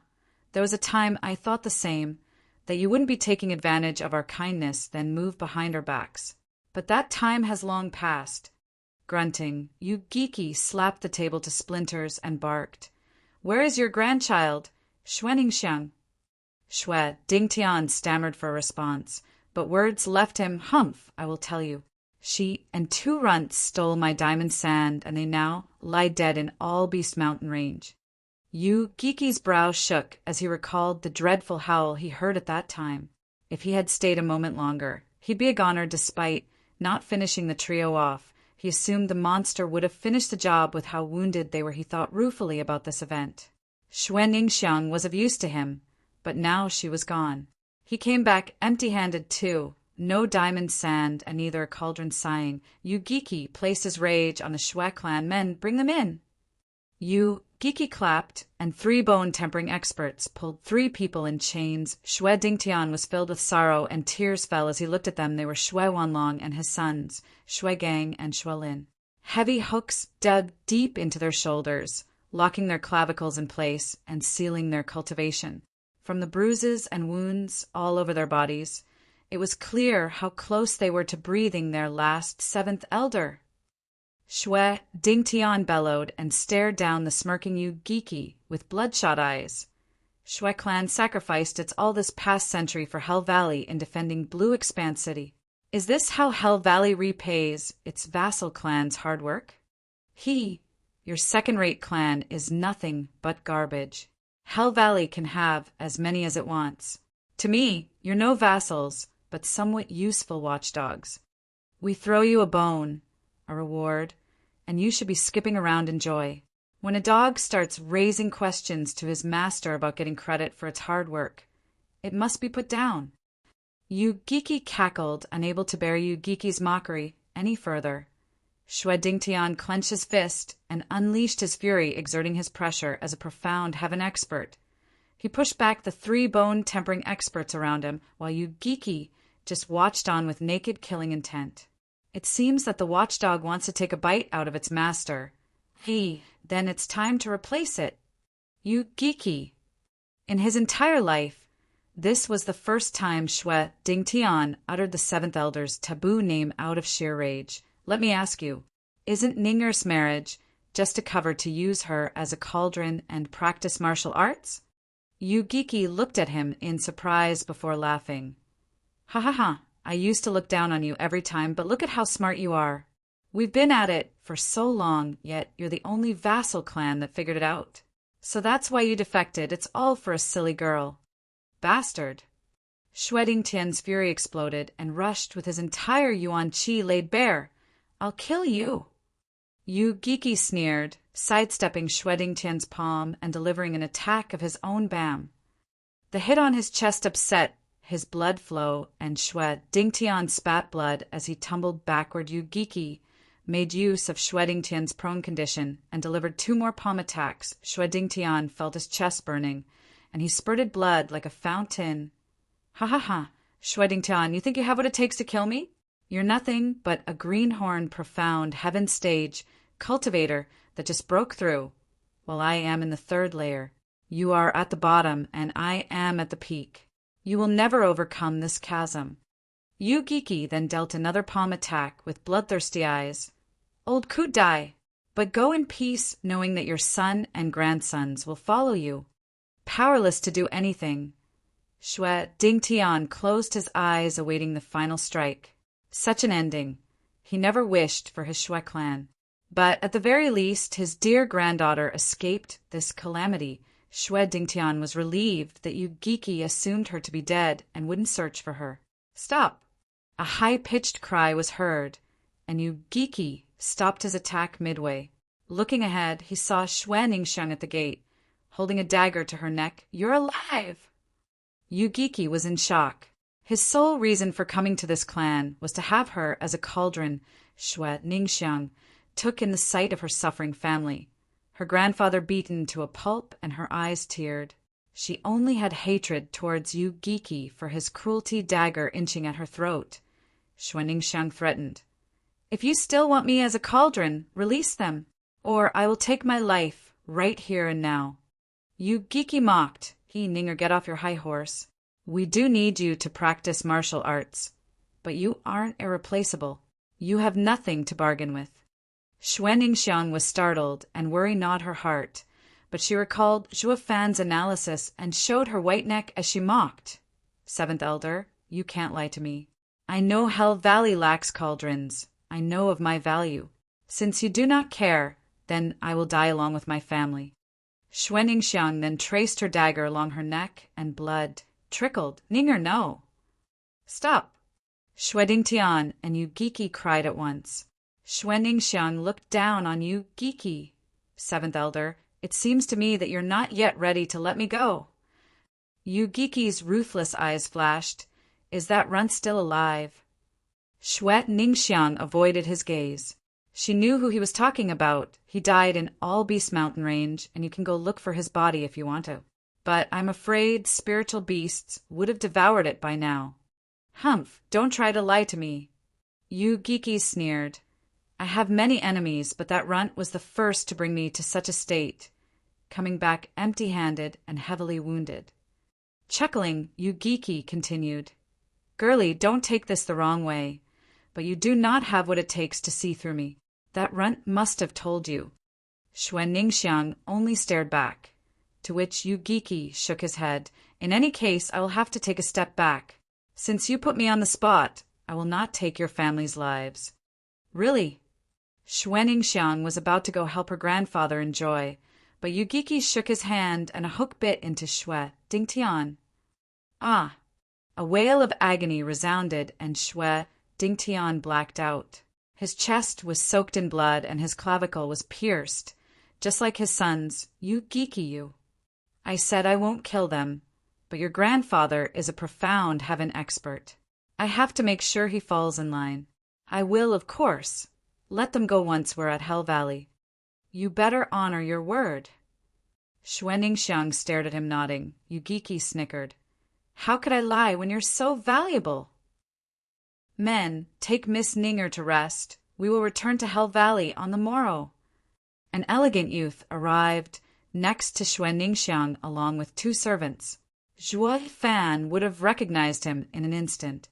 He was Yu Ming, who infiltrated Black Wind Mountain as Yang Ming and later escaped Wind Gaze City, standing next to Xuan Ningxiang. Yu Ming snickered. So you are the cauldron for my senior's use? I have to say, you sure are pretty. Xue Ningxiang snorted and turned to look at her family. As she left accompanied by the servants, Yu Ming shrugged, then went to Yu Geeky. Master, what would you like us to do in regards to Luo clan? We have suffered greatly at the hands of their steward, Zhuo Fan. Xuan Ningxiang's pace faltered at the name. Did you tell anyone else that he killed 2 of our elders? No. Yu Ming was cautious. Even if I do, no one would believe me. Ha ha ha, I didn't believe it either. But a few months back, I met a freak of nature that countered everything I threw at him. With how large the world is, there are bound to be some monsters out there.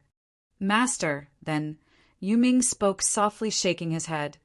Yu Geeky's eyes flashed with killing intent. We will deal with this runt first, then think of a way to end that Zhuo Fan. Or these 2 whelps will one day be Hell Valley's nightmare. Xuan Ningxiang was worried sick at his words and picked up the pace. She was worried since Yu Geeky had set his eyes on Zhuo Fan because of her. Yet none of them knew that the 2 whelps were one and the same. The night seemed endless to Xuan Ningxiang as her heart was unable to find peace at dawn. The first rays of sunlight washed over the unusually quiet Xue clan's small courtyard. A dozen servants were already tending to Xuan Ningxiang's preparations. Meanwhile, a shockwave passed through the first area of All Beast Mountain Range and exposed a pitch-black cave. A naked man staggered outside in the gentle sunlight, giving his body a golden shine. His every step left deep prints in the earth, and even the rock crumbled to dust. He sheltered his eyes from the sunlight and looked around. He took another step and rested his hand on the cave wall for support, but his small action destroyed the stone wall completely, and he fell to the ground. The man stood up among the rubble. However, the rock he was on also turned to dust. Taking a moment to adapt, his face now showed resolve. At a closer look, it was clear this man was Zhuo Fan, just that his every line and features were as if sculpted, exuding sharp power. When he opened his eyes, streaks of lightning sparked. Zhuo Fan got a feel of his body and revealed a manic grin. Everywhere he touched let out a metallic sound. He was immensely pleased with his body, which was now completely refined with the diamond sand and was as tough as a 5th-grade spiritual weapon. He then touched his forehead, and a blue flame drifted out. This was the flame that the mysterious expert gifted. He couldn't control it until now, but through the strange array's refining, it fused with his soul and became his soul flame. He could now use it any way he wished. Thinking of this made him burst out in laughter. The refining process was hellish, excruciating, and deadly, but the result was astounding. He was now reborn with an unbreakable diamond body. Even a profound heaven expert wouldn't be able to make a dent in his body with but a thought, a pair of wings with lightning flickering over their surface. Burst from his back and lifted him 10 meters in the air. They were the wings of Thunder Skylark, a creature whose speed was incredible even against a profound heaven expert. This was why he chose to refine them into his body with them. He became a freak, a true monster. Putting on new clothes, he flashed towards the blue expanse city like lightning. Chapter 77, Round 2, Start. Chapter 77, Round 2, Start. Young Miss is marrying. Outside Shui clan's gate, an obese granny yelled as Shui Ningxiang was led outside by 2 servant girls. The entire blue expanse city gathered around to witness the event. Yugiki and Yuming sported a faint smile. Everyone was happy towards Hell Valley's show of gratitude. Some people were even tearing, imagining it was their family's daughter getting married. Shui Ningxiang walked before the shocked masses. If before they were amazed by Hell Valley's power, now they were in awe by her beauty. Shui Ningxiang was dressed in a common wedding gown, but lacked the heavy makeup other brides had. Yet, solely from this, her appearance evoked a feeling of genuine beauty, not a fake one from excess preparations, pure as an orchid, making people afraid of marring. Only this beauty deserved to be married into the 7 houses. The crowd gathered to see her smile, to wish her blessings, but their best wishes and kind thoughts only worked to burden Shui Ningxiang's already heavy heart. Everyone here envied her second-rate clan for their marriage with one of the 7 houses, unaware of the hell that awaited her. Slanting her head towards Yugiki, Shui Ningxiang asked in a cold tone, "Will 7th Elder accompany me?" "Ha ha ha, but of course. It is my duty to protect Miss Ninger and Hell Valley's disciples' wedding, to safely deliver you to Hell Valley." The crowd was once again in awe of their kindness. However, Shui Ningxiang only showed a smile of disdain. "What safeguard? It's clearly for monitoring us. At least once Yugiki leaves Blue Expanse City, Big Brother Zhuo can escape." Before she could breathe easy, Yugiki saw through her and said with a cold smile, "Oh right, Miss Ninger, I sealed off all Beast Mountain Range, even your secret tunnel. Those rats won't be able to escape from my palm." "You." Shui Ningxiang flared as her face blanched. It was her clan's secret, and Yugiki must have pulled it out from her father and brothers. Zhuo Fan's means of escape was now cut off. 7th Elder, I want. No need to say it. Yugiki cut her off with a cold smile. Your life was exchanged for your family. Nothing more, nothing less. Miss Ninger, after you. He then shook his sleeve. A lavish palanquin was before her, with 50 bone-tempering experts around it. Shui Ningxiang frowned as she lifted her leg only to put it back down. She wanted to save Zhuo Fan, but Yugiki had her family's lives in his hand. She had nothing to bargain with. Suddenly, Shui Ningxiang's thunder ring flashed, and her heart seized in panic. "Don't come!" Shui Ningxiang shouted at the sky, startling the onlookers. No one except Yugiki understood the reason behind her reaction. With a sinister flash in his eyes, he patiently waited for his prey. "Ninger, I have come to save you." In response to Shui Ningxiang's shout came another. It was Xia Tianyang, piercing forward with star sword at Yugiki's sword. Intent made the crowd gasp as they scattered. Yugiki just mocked. "Humph, so you want to die? A mere bone-tempering cultivator would find their death close at hand against me." Yugiki, unafraid of the 4th-grade spiritual weapon, struck back with a palm against the wind pressure of the palm. Xia Tianyang's sword tip trembled, and the sword intent scattered. He was shocked, but didn't use the sword to defend, and added more power to it. A golden sword light flew from the sword tip and pierced the mighty palm. Then it continued towards Yugiki, space rupturing form. Yugiki's heart tightened, and he vanished from his spot. The sword light struck the palanquin and turned it into splinters. Sword Marquis abodes profound, ranked martial art. Flowing spaces 9 forms. Yugiki appeared behind Xia Tianyang and spoke with derision. "You're from Sword Marquis' abode. How can a boy wield its legacy? Are you? Humph, none of your business." Xia Tianyang snorted and stabbed backward this time. The sword no longer had the imposing might. But everywhere it struck, it made space stagnate, and Yu-Giki was slowed. Empty net! Xia Tianyang bellowed. Humph! You don't know when to quit. Even with a profound ranked martial art, the gulch between bone-tempering stage and profound heaven stage cannot be overcome. Snorting, Yu-Giki vanished, only to appear in front of Xia Tianyang. Was startled, but could do nothing, as Yu-Giki's palm slapped him into the air.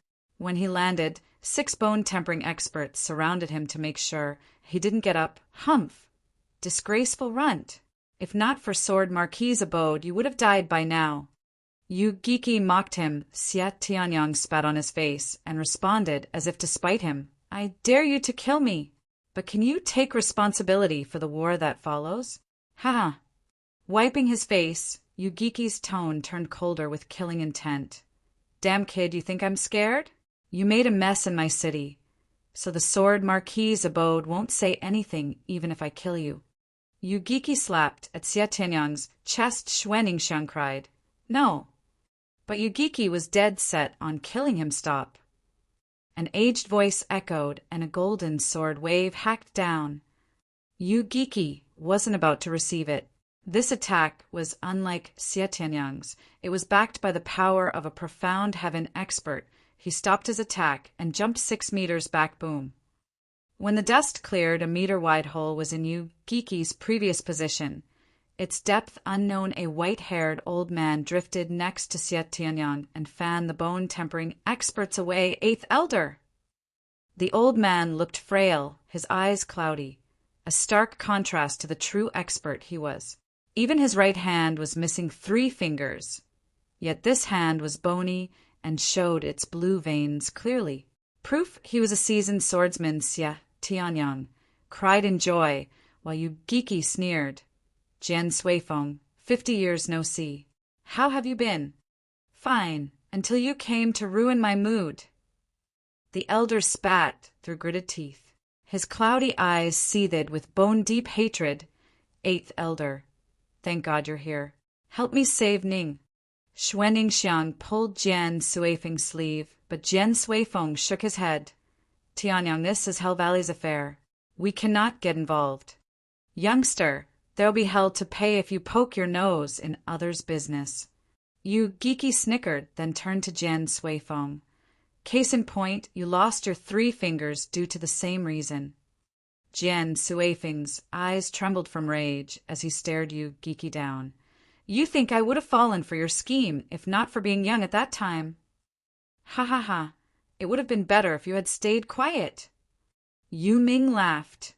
I heard from my master about Senior's matter, of the so-called undistinguished elder with rotten youth.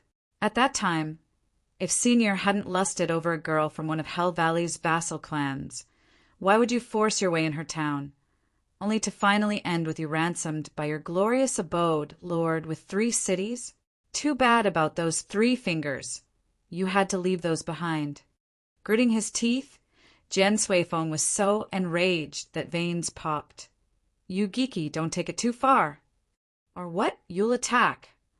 Yu-Giki made a sinister grin. 5 decades ago, you couldn't beat me. And that hasn't changed even now, when we're just 1 layer apart. You best run along and call for your 7th Elder instead. He continued to ridicule Jian Suifeng. I am in awe of the Sword Marquis' abode's 13 Sword Elders' fame shaking the empire. But you're the only eyesore among them, not worth a dime. Jian Suifeng clenched his fists and shouted, Tianyang, we're leaving. But 8th Elder, you must at least fight for the honor of Sword Marquis' abode, even if we can't save Ninger. Leaving like this. Quiet. Can't you tell he's goading us? This here is Hell Valley's domain. Winning or losing here will put Sword Marquis' abode at a disadvantage. He glared once more at Yu-Giki and said to Xia Tianyang, Tianyang, remember Yu-Giki's title and how cunning he is. Next time you meet him, make sure to face him with ample preparation.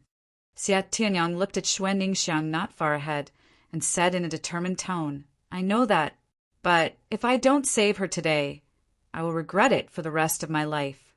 Ha ha ha, such is youth. ignorant of the world's dangers. Since Sword Marquis Abode's young master is so entertained by the idea of a hero saving a damsel, I will oblige by giving you a chance. Save not only her, but also her clan, letting her feel ultimate gratitude towards you. Yu Giki clapped, and 4 bone-tempering experts pulled 4 large crosses, with entire Shui clan nailed on them from old to young. Grandpa, Dad, brothers! Shui Ningxiang wailed and glared at Yu Giki. 7th elder, what are you doing? Acting my role as a villain. Yu Giki then sent a grin towards Xie Tianyang. How will the young master play the hero otherwise? He then twisted his face and howled, Attack! The bone-tempering experts took out hooks and clawed them into the Shui clan's members' blood fell like rain and their howls rang in the air. They even found the strength to shout their lungs out when the hooks came out of their bodies. Not even Shui Dingtian, who was a profound heaven expert, was eased from this suffering. Shui Ningxiang was crying her heart out and yelled, Yu Giki, stop, or I will kill myself. Then I will kill them all. Yu Giki roared in return. Shui Ningxiang was rooted to the spot, powerless to alleviate the painful cries of her family. Her knees softened and she collapsed, as did her mind snickering next to her ear. Yuming reveled in her pain. Girlie, get off your high horse. You're in no position to demand anything from my master. He is Insidious Demon, the #1 sage of Hell Valley. So many people from the 7 houses have fallen to my master's ploys, and you think you can best him at that? Ha ha ha, I'll have you know this too. It's because you angered him that he chose this course of action. You might have a bargaining chip, but too bad you're too naive. And don't forget, he has a bargaining chip too, rather close at hand. Shui Ningxiang lifted her head, but all they conveyed was emptiness and tears, despair and agony. She sacrificed herself to save her clan, but she was far from being able to win against this cunning fox. It instead earned his ire, and now he was venting it all on her clan. It's all my fault. She blamed herself for everything. Who will save me now? Shui Ningxiang mumbled while looking at the sky in tears. Who can save us? Humph, idiot. Yu Ming mocked her, but then shrugged. Idiot or not, a cauldron still has its use. Xie Tianyang saw Shui Ningxiang losing herself, and his heart was in pain. Jian Suifeng stopped him from charging over with a shake of his head and a hand on his shoulder. The farther we are from you, Giki, the better. But 8th elder, Xie Tianyang's words faltered as Jian Suifeng's hand squeezed his shoulder harder, afraid the kid would make a rash decision plop. Xie Tianyang collapsed to his knees, his spirit broken. His pride as a genius turned to nothing but tears of humiliation. The girl he liked was suffering before him, and he was powerless to do anything. Then he suddenly recalled Zhuo Fan's words. That all went out just as Zhuo Fan had said. Xie Tianyang believed there was nothing he couldn't do, but now he realized how meager and weak he was. It seems that I was the coward all along. He muttered under his breath, Zhuo Fan, you bastard, where the hell are you? Xie Tianyang then raved through his manly tears and punched the ground until his fist inflamed. Jian Suifeng understood the kid's pain, but couldn't help him. Suddenly, Shui Ningxiang's and Xie Tianyang's ring sparked. Only this time it was much stronger, similar to the time when the 3 thunder rings were close together. He's here. Xie Tianyang looked around with hope. Shui Ningxiang shivered, and her eyes began to regain clarity. She muttered, looking at the thunder ring, Be big, brother Zhuo. Rumble. Suddenly lightning streaked across the sunny sky. It struck down among the crucified Shui clan members and blasted out the bone-tempering experts there in all directions. The dust rose as lightning still flickered within, and everyone was now trying to perceive through it. When the dust settled, it revealed Zhuo Fan sporting his manic grin. Yu Giki, I lost the previous round, but the second round starts now. Chapter 78, Terrifying Power. Chapter 78, Terrifying Power. Who is he? Asked Jian Suifeng when he saw Zhuo Fan through the dust. While being shocked by the feeling of dread the youth exuded, he was experienced enough to notice that Zhuo Fan had just entered the bone-tempering stage, And yet the aura and power the kid released held a threat to a profound heaven expert's life. This contradiction made it all feel bizarre. Xie Tianyang felt the same. Zhuo Fan's face, which was radiating golden, added an extra feeling of pressure. It was unlike that from a profound heaven expert, but felt like raw power was seeping in Zhuo Fan and threatened to destroy his last vestige of life. Everyone felt as if they were standing in front of a savage beast that was ready to pounce on them. He is a friend most untrustworthy, but also most dependable. Xie Tianyang smiled wryly as his body shivered. Not from fear, but excitement. He grasped the possibility that this new Zhuo Fan could save Shui Ningxiang Jian Suifeng. Looked at Xie Tianyang in amazement. It was his first time seeing this arrogant and genius kid show such confidence and dependence on someone. Jian Suifeng turned to watch Zhuo Fan, to witness what made him so special. Ha ha ha, you not only survived but broke through. Yu Giki sensed Zhuo Fan's entirely changed aura but dismissed it. The way he saw it, this was merely confidence from entering a new realm. He would learn on his own skin how weak a bone-tempering cultivator was in the face of a profound heaven expert, and his confidence will deflate like a balloon. One thing did strike him as odd, though. He and Zhuo Fan last met a few months ago when the kid was in his 6th layer of qi condensation and on his last breath. Yet here he was less than half a year later, unharmed and even advanced to bone-tempering stage. His speed sent shivers even down Yu Giki's spine. How did this happen? Yu Giki thought, this runt is a freak and must definitely be put down for good. Yu Giki snorted, Minger, go and end him for me. Zhuo Fan rose an eyebrow in ridicule. Oh, so it's you. That's fine. Last time you ran away and left me with regret. But I will be extra careful in making sure to end our grievance this time around. What? You two know each other? Yu Giki jerked back at Yuming, only to see his prideful disciple shaking in his boots. Even his face was twisted, pale beyond belief, useless. Even with me having your back, you're still this scared? Yu Giki spat at his disciple's cowardice. It was fine if no one else was around. But with the two from Sword Marquise abode here, it made quite the embarrassment. A damn lily-livered punk threw all of Hell Valley's name into the ground. Jian Suifeng wasn't one to overlook the chance to laugh at their expense. Ha ha ha, a brilliant disciple matching a renowned master. Today I've seen Hell Valley's disciples' staunch will. Yu Giki was turning green and kicked Yuming, who face-planted into the ground. What a disgrace. He just broke through, while you're in the 2nd layer of bone-tempering stage. Stumbling to his feet, Yuming took a short glance at Zhuo Fan. But Zhuo Fan's wicked grin seemed to spell death, and so he threw himself at Yu Giki's feet with a wail. Master, he is Luo clan steward Zhuo Fan. Elder Jian and Elder Yun died because of him. Yu Giki froze a second, then flitted a long look at Zhuo Fan. He finally seemed to understand Zhuo Fan's power wasn't limited to setting up 5th-grade arrays. He also had a cunning mind that almost made him pay with his life. It's no wonder the 2 elders died by his hand. In Hell Valley, elders were seen as figures of respect and worshipped by disciples, unrivaled in the world. But Yuming witnessed the death of 2, and now fear gnawed his heart like a demon. He will never muster the courage to face Zhuo Fan in this life, regardless of his advantage over him.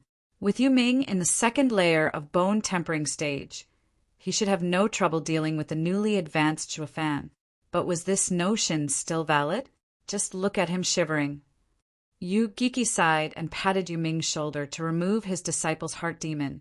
His disciple had to kill Zhuo Fan himself, he stated coldly. Anyone willing to capture him will receive my reward. Elder, I will do it. A large man cupped his hands. He was in the 6th layer of the bone-tempering stage.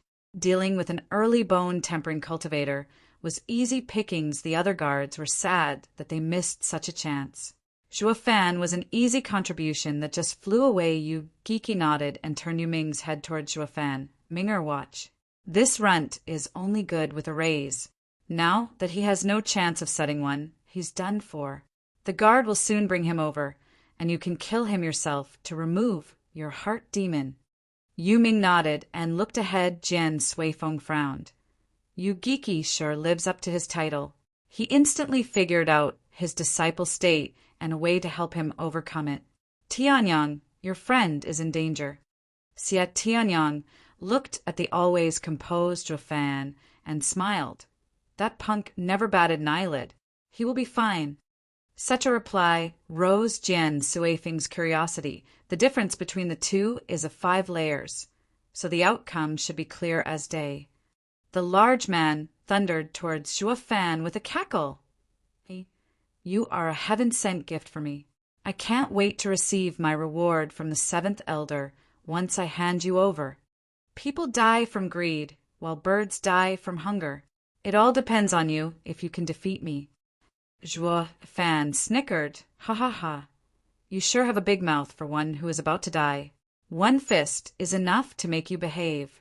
The large man's punch was as fast as the wind and as strong as a mountain. Yet Zhuo Fan didn't look like he had time to react. The boom shook in everyone's ears. Xia Tianyang's smile was gone, now replaced with shock that Zhuo Fan wasn't even able to dodge. He was able to contend equally with me when he was a qi condensation cultivator. So why didn't he move? Xuanyingxiang's face fell. Big brother Zhuo. Seeing that Zhuo Fan took the punch head-on, Hell Valley's guard started sneering. I knew he was done for, but never thought it'd be over so quickly. Did he really kill 2 of our elders? If he did, then I am first under heaven. Ha ha ha. Curses! That moron got all the reward. Now I want to know what Valley Lord's gift will be. As the people started chattering, Zhuo Fan's threatening atmosphere soon disappeared from their hearts. Only Yu Geeky frowned. Looking left and right, a wail pierced the noise of the crowd, and the large man was seen clutching his hand. As he stumbled back, his hand was now a twisted and broken mess. Turning to Zhuo Fan, nothing seemed to have changed about him. Still the same grin and the same demeanor. This is impossible, Jian Suifeng cried. A 1st layer bone tempering cultivator broke a 6th layer's hand with his face. Xia Tianyang's eyes bulged out. He knew Zhuo Fan always moved with a plan in mind, but even he found this new strength of this youth borderline perverse. With him like this, he'll have no trouble even against profound heaven experts. The crowd now lost their mocking gazes and were instead rooted in place by fear and shock. Zhuo Fan never paid them any heed as he strolled before the large man. The large man was groaning while holding his bleeding hand before he could react. His chest was then punched through by Zhuo Fan's fist. It all seemed so easy, as if he punched through paper. Zhuo Fan then flicked his hand, and the large man splashed on the ground after a wide trail in the sky. The people watched in abject horror, the bulging eyes of the man, his vacant expression. Chapter 79, Human Weapon. Chapter 79, Human Weapon. Yes, obscene. This was the only apt description anyone could think of. Zhuo Fan's power far exceeded the common understanding, and only this word could encompass the height he reached. It was common knowledge that bone-tempering stage was the best period in a cultivator's life to temper one's body. Even a profound heaven expert could, at best, destroy a bone-tempering cultivator's organs. A far cry from what Zhuo Fan did.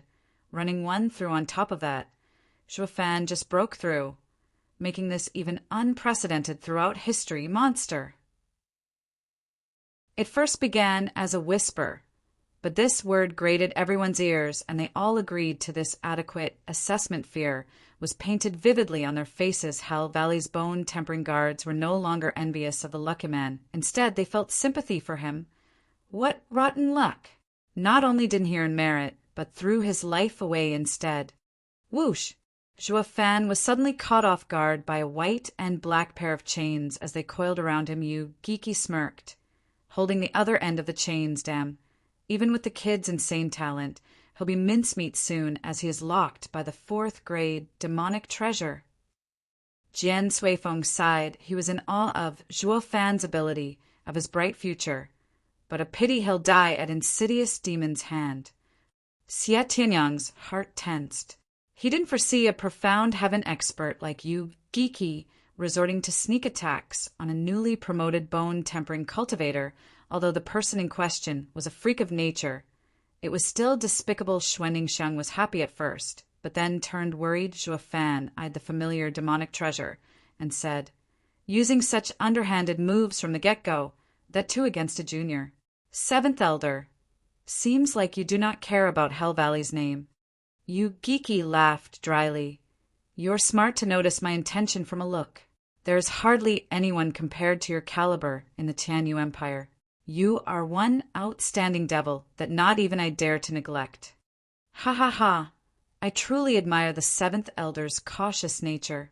In any case, this junior came without any plan or scheme prepared, only to end you myself. Yet you're so prudent regardless." Yu Giki's mood darkened, reading between the lines. He knew Zhuo Fan mocked him for his yellow-bellied attitude. Even he had his limits, especially when humiliated in front of such a crowd by a bone-tempering junior. "Runt. Say that again, and I'll make sure there won't even be a corpse left of you." "Am I wrong?" Zhuo Fan cocked his head and laughed. "With your character, the faster you kill your opponent, the better. Yet the first thing you did when I arrived was to send your disciple to test the waters, only to have him reduced to a shivering mess from fear to the point he ignored your orders. And left with no choice, you sent the buffoon to his death in the name of curing your disciple's heart demon. There's no need to even mention winning, but just in case he failed, it wasn't that much of a loss since it offered you the perfect timing to blindside me when I finished him off. And this is the result." Zhuo Fan enlightened everyone, and even Jian Suifeng was startled so much that his fear for Yu Giki grew. He was at Yu Giki's match, and if he were in Zhuo Fan's stead, Yu Giki would have succeeded in his devious plan. Yu Giki is ruthless and cunning to the extreme. Yet that Zhuo Fan isn't any better, discovering his ploy in an instant. The insidious demon, showing such an extreme caution against a bone-tempering cultivator, not only shocked him, but everyone present on the other hand. Zhuo Fan wasn't in the least beneath Yu Giki in cunningness. Thinking about this let Jian Suifeng hold Zhuo Fan in higher regard. Hi. Aren't you caught in my web despite seeing through it?" Yu Giki snickered with killing intent. "I just need to twitch my arm, and you'll turn putty." Zhuo Fan rose an eyebrow and laughed. "Say, how did a sinister old coot like you turn so stupid? You think it's that easy to trap me since I saw through you?" Zhuo Fan's eyes gleamed and lightning cracked bam. Yu Giki couldn't even react before the chains were thrown away. Zhuo Fan now sported a pair of 10-meter-long wings, streaked by flashing lightning. "Thunder Skylark's wings!" Xia Tianyang cried. Zhuo Fan had appropriated the Thunder Skylark's body for himself, but Xia Tianyang didn't expect him to refine its wings into a demonic treasure, since the Thunder Skylark was a 6th-level spiritual beast. Adding the diamond sand into the equation, the refined demonic treasure would also be 6th grade. Xia Tianyang was in glee. 6th grade flying demonic treasure! Yu Giki's tone was grave. With it, you can match a profound heaven expert's speed, however. As he spoke, he flicked the yin-yang chains. The chains moved individually from opposite directions to seal Zhuo Fan's escape. A profound heaven expert's advantage over bone-tempering cultivator isn't just limited to speed. "I know that all too well." Zhuo Fan didn't care about the chains. A profound heaven expert relies on his quick moves in melee, not something a flying demonic treasure can overcome. But then the chains were about to strike Zhuo Fan, one aiming his head and the other his chest whoosh. The pair of wings moved like independent arms and swatted the chains away. Yu Giki and Jian Suifeng jerked in shock. "This can't be possible!" There was an ancient story that spoke of flying demonic treasures that could change shape at the wielder's will and launch attacks. But a demonic treasure was inanimate, so how could it do that? The people there watched Zhuo Fan as if they were looking at a monster. He sported a faint smile as he spoke at leisure. "But when did I say it's a demonic treasure?" While demonic treasures were refined as tools, Zhuo Fan refined the wings into his body. In other words, they were part of his body. He could let them out at will and make them move as he wished. He was no longer your average human being, but a human weapon. If the wings were a 6th-grade demonic treasure, then his body had become a 5th-grade demonic treasure refined through the method of diamond sand tempering. This wasn't something Yu-Giki and the rest could fathom when not even the denizens of sacred domain couldn't. The only ones who could comprehend this were those ancient talents who held the 9 Serenities' secret records and were aware of the deviant secret method to refine materials into their human body. Damn freak! Even the calm Yu-Giki had to curse through gritted teeth. His eyes were bloodshot and his hands were poised to strike. The 2 chains flitted everywhere and soon became 2, then 4, then 8 numerous chains approached from every angle like a rain of death, all aiming for Zhuo Fan. He wanted to beat Zhuo Fan to a pulp, but Zhuo Fan smiled fearlessly as he stood his ground. His eyes flashed, and the wings moved like lightning. Only the sounds of cracking lightning and grating metal were heard, while not even a trace of the chains nor the wings was seen. But the flickering lightning was proof enough for everyone to know of the bitter fight the 2 were in. This was a profound heaven expert's speed. This gave a shock to the audience and let them know how weak they were against a profound heaven expert. But Zhuo Fan was the one who agitated them the most. A bone-tempering cultivator had such power. Xie Tianyang watched numbly with incredulous eyes at how deep the gap between them was. Even more so when Zhuo Fan of yesterday was a far cry from today. 8th Elder, what can you see? Xie Tianyang saw Jian Suifeng standing there in a daze without blinking. He never saw his elder so astonished in his life. Yu-Giki is pushing hard with his attacks, but Zhuo Fan is blocking them all. It is unclear as to the outcome, but Yu-Giki seems to have the upper hand. Jian Suifeng stated so, but his eyes never left the fight. Afraid of missing anything, Xie Tianyang was despondent. His and Zhuo Fan's gap was now even bigger. Zhuo Fan of before won with a raise, while now he relied only on himself in merely a single day. Their positions switched so much that Xie Tianyang was left far behind in the dust. Chapter 80. Face-slapping. Chapter 80. Face-slapping. Whoosh! The metallic and lightning sounds came to an abrupt stop. Zhuo Fan's expression was one of focus as he halted his wings, while Yu-Giki was nowhere in sight. A sound broke the silence, and Zhuo Fan's heart seized. He instinctively bent his wings ding. His wings blocked the sneak attack of the chains from behind, but a cold needle was speeding at his back. It was Yu-Giki with his 3rd-grade demonic treasure. Twisted needle! He runt. What are you going to do now? Yu-Giki snickered. Zhuo Fan's wings were occupied with the yin-yang chains. The 3rd-grade demonic treasure's attack came at an impeccable timing. Right when Zhuo Fan's movement was sealed, not even Yu-Giki could get out of this one if he was in Zhuo Fan's place, but Zhuo Fan only muttered, "Mystifying phantom step!" Whoosh!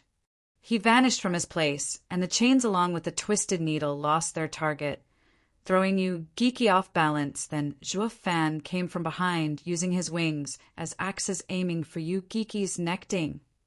With a crisp sound, the wings and yin-yang chains clashed again. But this time, their roles were reversed. The situation flipped in a blink, with Zhuo Fan now pressing his advantage. Even Jian Suifeng was affected by this sudden turn. Hell Valley's #1 sage, Yu-Giki, was driven to a corner by a youth 7th Elder. How does it feel to be on the receiving end of a sneak attack? Zhuo Fan's wings pushed against the yin-yang chains until Yu-Giki leaned backward. If I also had a 3rd-grade demonic treasure, you'd be dead by now. Yet, despite your efforts and the golden opportunity, I'm still alive and kicking, so to speak. Yu-Giki's face flushed and was gasping heavily to ease the rage within him. Zhuo Fan's words were an affront to his title. Yu-Giki wasn't powerful because of his cultivation, but because of his title as insidious demon, the #1 sage of Hell Valley. Yet Zhuo Fan was mocking his pride. The same as saying, if I were you, I would have long killed my opponent with a sneak attack and wouldn't need to waste time chatting them up. This was the worst humiliation Yu-Giki ever suffered. One may mock his character, his devious nature, Yet he would take them all as badges of honor. But never ever would he allow one to insult his intelligence. That was where he drew the line. Anyone who mocked him for a fool, he would make sure to give them a fate worse than death. Yet Zhuo Fan had him beaten at every corner and kept mocking him, with him powerless to prevent it. This brought a never-felt feeling of resentment. "Don't get too cocky, damn runt." Yu Giki's anger reached a breaking point. His yuan qi exploded. Flinging Zhuo Fan's wings aside then, he swirled his chains at Zhuo Fan, leaving behind afterimages. Yu Giki was at peak speed, and with the added effect of the yin-yang chains, he reached a new height. Zhuo Fan remained calm as he laughed.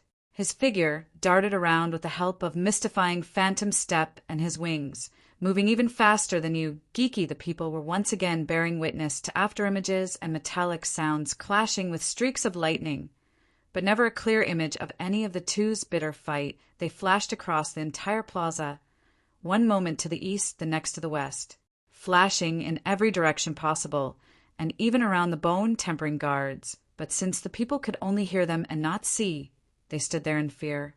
One slip, one errant move from their part, and only pieces would remain of them. Eighth Elder, how does it look? When Yu Giki and Zhuo Fan were at a standstill with demonic treasures, Xia Tianyang could grasp some of the situation. But as the matter devolved to such a state, he was unable to see them and had to defer to Jian Suifeng's assessment. Jian Suifeng, however, gestured for Xia Tianyang's silence as he focused his all on the fight. After one huge boom, two figures reappeared. Zhuo Fan crossed his hands casually, standing in the same spot, while Yu Giki was gasping for breath. Zhuo Fan's nonchalant attitude left not only him, but also Jian Suifeng in shock. Who won? Xia Tianyang knew, but still couldn't help ask. Jian Suifeng was solemn. Soon you will know. Thunderous booms echoed, and a score of bone-tempering guards were struck down by lightning. It burst their heads and liquefied their organs. The other guards fled for 50 meters in anxiety, while Yu Giki and Zhuo Fan stood across each other, having known of this long ago. What's happening? Xia Tianyang darted his eyes to the corpses in fear. Jian Suifeng's eyes never left Zhuo Fan as he spoke in a grave tone. Tianyang, your friend is terrifying. I've never seen anyone like him. That Yu Giki, he has never suffered as much as he has now. Xia Tianyang didn't understand, but Jian Suifeng continued. In their clashes, Yu Giki was giving his all. They attacked each other again and again, and made me believe Zhuo Fan was also fighting with everything. Then suddenly his speed jumped. But what? Xia Tianyang seemed impatient. Jian Suifeng revealed an imperceptible smile. But instead of ending this battle, he dragged Yu Giki around, killing guards right under Yu Giki's eyes. Xia Tianyang was startled. Why do this? Why didn't he finish the old man off if he had the chance? Ha ha ha, this is where the kid is truly terrifying. Jian Suifeng's eyes shook and he turned serious. He did it to mock that old fool. An elder was led by the nose by a snot-nosed brat, killing a score of his men, yet powerless to stop it. Yu Giki, known as the insidious demon, was played around by a bone-tempering kid as a cat plays with a mouse. Will there be any pride left in him after this? Zhuo Fan and Yu Giki are the same. Offending such a person would invite a world of suffering, because their revenge isn't limited to killing you, but robbing you of all you hold dear, including pride. Death only comes after there is nothing left to plunder. Jian Suifeng suddenly laughed, feeling all his grievances get washed away. Only evil can fight evil. Yu Giki was despicable in his ways for too long, and today he met his match in a little demon who has a heart just as black as his. How refreshing! Jian Suifeng's laughter rang in everyone's ears, and Jared Yu Giki's. The latter was burning with rage and was close to spewing blood. He felt miserable every time he saw Zhuo Fan standing smug. Zhuo Fan's power exceeded his predictions by far in the first move itself. He discovered that Zhuo Fan had surpassed him. He not only treated this fight as a spar, but also had the leisure to kill his men. Zhuo Fan left him powerless. especially when it came to schemes, where Zhuo Fan was at his level, if not higher. Yu Giki felt his head hurt, feeling weak and feeble for the first time. No, this can't end like this. If this gets dragged on for long, he will kill me. I need to end it in one blow. Yu Giki had a plan in mind, but didn't know if it would work, especially in Zhuo Fan's case. But he was left with no choice. His eyes flashed and flung the chains at Zhuo Fan. This thing won't work on me. Zhuo Fan smirked, readying his wings, but the yin-yang chains veered off from him at the last minute. Aiming for Xuanningsiang was rooted in fear. But Zhuo Fan appeared before her in a flash of lightning and flung the chains with his wings. Ha ha ha, I see it now. Yu Giki laughed hysterically. Zhuo Fan, oh Zhuo Fan, I found your weakness. In the All-Beast mountain range, you ingrained a deep fear in these old bones with your constant attacks, so I thought you came this time seeking revenge. But now I see it was all for her. And you think this changes anything? You will die just as well. Zhuo Fan stated, Humph, if you bore the same ruthlessness you showed before, I would have some misgivings. But you care for this girl and placed victory in my grasp, ha ha ha. Chapter 81, Instant Kill. Chapter 81, Instant Kill. Yu Giki jumped in the air and performed a double hand sign. A demonic face appeared, twisted in malice and pain. Hell Valley's profound, ranked martial art. Demonic face seal. Jian Suifeng shouted. This martial art is focused on striking at one's soul. It is undefendable. Even Radiant Stage cultivators will find it hard to cope with such an attack. The lightest injury is dizziness, while the worst would be death. His words traveled to Zhuo Fan's ears as a clear warning. Yu Giki noticed this, but laughed instead. Damn runt, if you dodge, the demonic face seal will kill the girl. If you try to take her, you won't make it. Big brother Zhuo, forget about me and leave. I can die in peace, knowing you will save my family. Xuanningsiang urged Zhuo Fan, looked back with a smile, then spoke coldly at Yu Giki. She is mine. As long as I'm here, you can't harm her. Then I will kill you, ha ha ha ha. Yu Giki pointed, and the demonic face wailed on its way toward Zhuo Fan. Xuanningsiang was nervous and was about to jump in front, but Zhuo Fan stopped her with his wing boom. The demonic face smashed on Zhuo Fan, and thousands of gray tendrils of energy wrapped around him.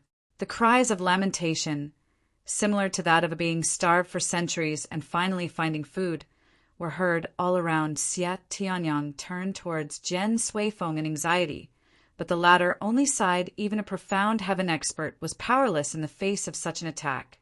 Least of all a bone-tempering cultivator. Xuanningsiang couldn't hold back her tears. Hi, damn runt. Lust is your downfall. A demonic cultivator should be ruthless, yet you let emotion cloud your judgment and make you weak. Yu Giki cackled as he turned to Xuanningsiang. Wench, his death is on you. Xuanningsiang watched Zhuo Fan become gray, and her cries became heartrending. If not for saving her, he could have lived. Big brother Zhuo, forgive me, it's all my fault. Xuanningsiang sobbed. Ha ha ha. Foolish girl. Don't let that old goat see you cry. You're only bringing him satisfaction. Suddenly, Zhuo Fan's voice came from within the ball of gray tendrils. The crowd was shocked. Wasn't Zhuo Fan reeked with pain inside there? How is he so calm? Yu Giki cried in fear. This isn't possible. His soul should have been swallowed whole. Ha ha ha. You want to kill me with a parlor trick? Aren't you a tad bit naive, insidious demon? An azure flame flashed from within the gray tendrils. The gray energy retreated every time the flame moved. As the gray energy withdrew, Zhuo Fan was soon revealed before the crowd with an azure light coming from his forehead. Zhuo Fan muttered, Demon transformation art! Suddenly, the gray energy wailed as they were devoured by the azure flame. And Zhuo Fan felt his soul growing stronger. As a result, demon transformation art was originally used to absorb everything to promote one's cultivation. The reason he couldn't absorb souls so far was because his own wasn't strong enough. It would only be a detriment if the result would have harmed him instead, but since he refined his soul, it grew in power akin to Radiant Stage cultivator's level. and having the strange azure flame as a protector.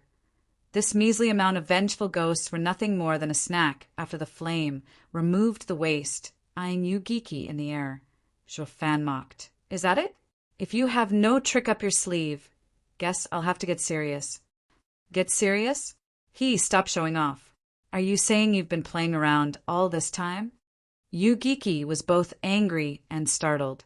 Startled that Zhuo Fan could dismiss such a strong attack and angry from his contempt, but that was how Zhuo Fan treated him. With naked contempt, wasn't he insidious demon of Hell Valley, their number one sage? Despite all that, fear grew inside him. This was a foreign feeling to him since he always grasped his opponent's weakness before striking them down, but when he looked at Zhuo Fan, he only felt powerless despite everything he threw at the kid. Furthermore, he had a nagging feeling that all his moves were within Zhuo Fan's calculations. Zhuo Fan played him like a fiddle, leaving him without a shred of dignity. This fear he had was the worst he ever felt. Chuckling, Zhuo Fan mocked again. Seventh Elder, I wonder, do you remember what you told me a few months back in the All-Beast Mountain Range? Against true power, all schemes are moot. Yu Giki's eyes dilated, his heart sped up, and a bad feeling crept its way down his spine. Today, I throw this line right back at you. Grinning, Zhuo Fan pointed at the sky. In just one move, I will have your head. Bullshit. Yu Giki could no longer take it, and snapped, he now realized. Zhuo Fan's end goal this time was revenge against him while he was only saving Xuan Yingxiang in passing from the moment Zhuo Fan showed up. He smacked the old man's face at every corner, to show him how useless his insidious demon moniker was before true power. My intelligence is laughable when it comes face to face with raw power. My cunningness falls short to his. Zhuo Fan wanted to crush his pride as an insidious person, to die in pain. What a dreadful kid. Far worse than even Yu Giki.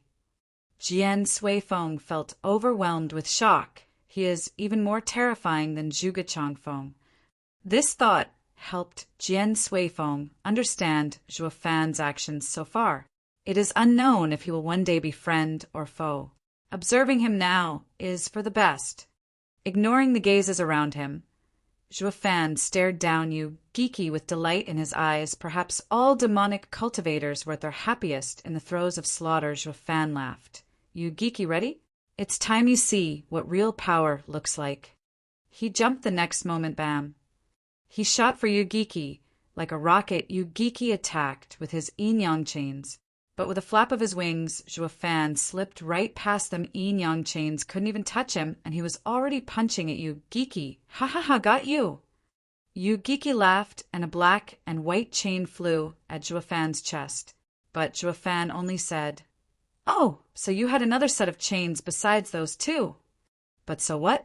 With my power, all your plans are moot, including all you've hidden so far.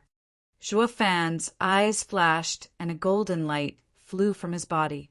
It was the Blood Infant after being refined with diamond, San the Blood Infant, which was comparable to a 5th-grade demonic treasure. Charged at the black and white chain, the chains couldn't last even a second as Blood Infant tore through it along with Yu Giki's arm. Yu Giki was shocked to find that the golden light, which passed by his ear, had taken away not only the chain, but also his arm. He only now woke up to the validity of Zhuo Fan's previous words. So much so that Blood Infant's power scared Yu Giki. He had no time to feel the loss of his arm when Zhuo Fan's punch was right at his face. Damn runt, you think you can kill me in one move? He knew his death was sealed, but he wasn't about to let Zhuo Fan determine how he died, or he really would never rest in the afterlife. The only reason he still fought was for his honor. Whoosh. 3rd-grade demonic treasure, Twisted Needle, flew from his sleeve towards Zhuo Fan's fist. As long as he stopped the fist, he wouldn't die in one blow. Such was the glorious mind of the number one sage in Hell Valley, reduced to after fighting with an equally insidious demon. Zhuo Fan was here to make sure he would be left without a scrap of honor. The punch still moved without hesitation, meeting with the Twisted Needle. to the joy and hope of Yu-Giki, but the crisp sound that resulted from the contact revealed that the twisted needle broke in two. The fist was unaffected in the slightest as it bore into Yu-Giki's chest. Yu-Giki watched in horror and muttered, What kind of damn monster are you?" "Humph, I don't mind telling you. My body is as strong as a 5th-grade demonic treasure. Yours was only a 3rd-grade demonic treasure. And as for why I'm such a freak..." Zhuo Fan's eyes flashed as he recalled the endless anguish and torment he had to live through. "Isn't it all your fault?" Roaring, Zhuo Fan threw his fist and flung Yu-Giki into the ground. Smashing a few buildings, blood flew from Yu-Giki's mouth as he watched Zhuo Fan in the air with shock and loss. "How does your freakish change have anything to do with me?" With this final thought, Yu-Giki's head sagged and breathed his last. His eyes were wide open, never to find peace. Chapter 82, Shocking Fame. Chapter 82, Shocking Fame. Zhuo Fan spread his wings among the clouds and hovered, like a god towering above the ants. In his hand he was clutching a still-beating heart, which was dripping blood, but the owner of this heart had long met his end and was no more than a stiff corpse. Never again able to find peace from the horrors he endured, the onlookers raised their heads in shock, but witnessing the majesty of Zhuo Fan, they even forgot to breathe. Fear was almost palpable among the Hell Valley's guards in just a single blow. The notorious insidious demon, the #1 sage of Hell Valley. Yu-Giki died. Xia Tianyang was in denial of what he witnessed. Even Jian Suifeng was swept by fear as he gazed upon the youth hovering in the sky. A true monster! "Jian Suifeng," muttered Zhuo Fan, simply relaxed his grip, and the heart dropped down to the ground with a splat. But this casual action seized everyone's hearts as Zhuo Fan's cold stare roamed among the people. They lowered their heads in fear. Horrified that the demon would set his gaze on them, Zhuo Fan, however, only laughed. That guy must have run off to his house. He actually slipped away again. He suddenly swooped down, alarming the people into scattering. But he went by Xuanningsiang and held her. Xuanningsiang let out a short cry before being carried into the clouds. They both then disappeared in a lightning flash in a clearing outside Blue Expanse City. Lightning sparked, revealing Xuanningsiang and Zhuo Fan landing. As he eased her onto the ground, she looked at him in puzzlement. Zhuo Fan had a faint smile. "I said that I will take you out of the city, and I have.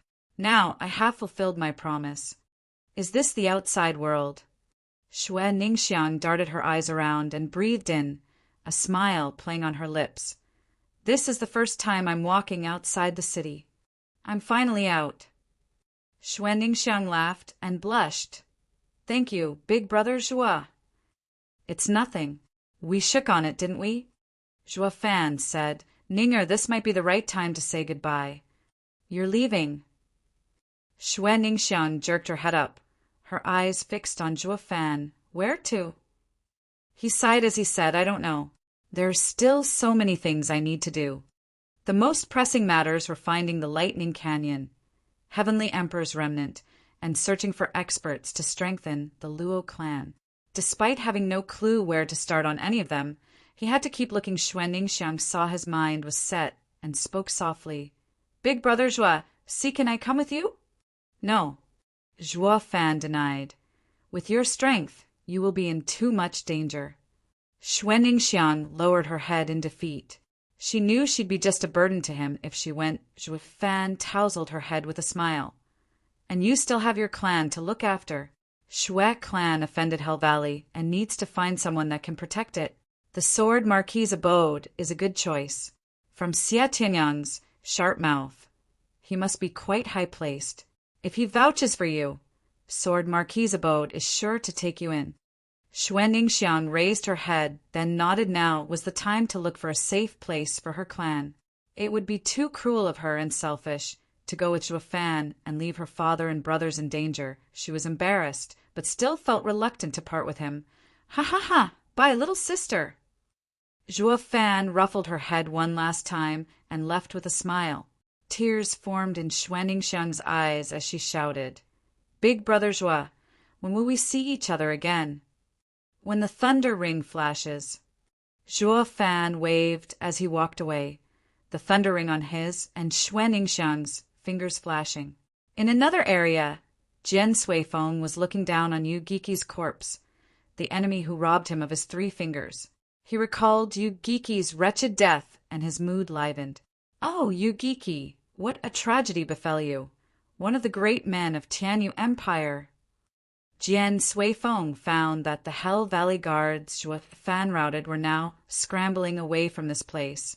Abandoning even their elder's body, only a cold wind blew over the white hairs on Yu Giqi's body, which was lying there on the cold and hard rubble.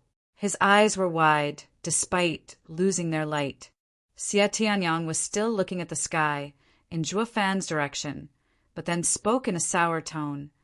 "Damn bastard, good for you killing Yu Giqi. But what are you playing at taking Ning'er? Tianyang, help the others down. We'll rush to Sword Marquis' abode to heal them. The Shui clan will become Sword Marquis' abode's vassal clan." Jian Suifeng indicated towards the crucified Shui clansman. Xie Tianyang jumped and smiled. "That's my intention." 8th elder, who knew we thought alike. "I was also going to save Ning'er's clan." "Humph, who is like-minded with a brat?" Jian Suifeng snorted. "You've seen what that little monster is capable of. Only time will tell how far his strength will reach. Since he went out of his way to save these people, it won't hurt to earn his favor. We might even become friends in the future. And in case we stand on opposite sides, we can use these people as hostages to deal with him." Xie Tianyang only smiled wryly at his elder's reasoning. "Humph, so you're not saving Shui clan because of me, but because of that prick Zhuo Fan. Just who is a Sword Marquis' abode's core disciple here anyway? If this gets out, my name will be dragged through the mud." Although secretly cursing, he still went to work. Since this was his aim all along, to help Xuan Ningxiang, yet none was the wiser as half a mile out, Yu Ming was curled up in shivers as fear of Zhuo Fan grew out of proportion, to such a scale that he might never overcome this heart demon. "Bastard, this is the 3rd time. What did I ever do to you? Everywhere I go you come killing. Last time you killed 2 elders, and this time you killed my master. Abomination!" Yu Ming cursed Zhuo Fan to high heavens, but when Zhuo Fan's cold face resurfaced in his mind, shivers reeked his body. A month later, in the emperor's gardens of the imperial capital, 2 old men were playing chess beneath a pavilion. One of them was dressed in a golden gown and had white temples and cloudy eyes. He was the emperor of Tianyu Empire. The other elderly had a long beard, white hair, and exuded an imposing aura. Whenever a guard looked his way, their eyes were filled with respect among the melodious chirping of the garden birds. The chess pieces being moved made for a calming rhythm. Suddenly, a wail broke the blissful peace. "Lord Father, something big just happened." A 200-kilo round ball of flesh rolled next to the emperor. He shook the very earth he stepped on and threw the chess match into a mess, rubbing his forehead.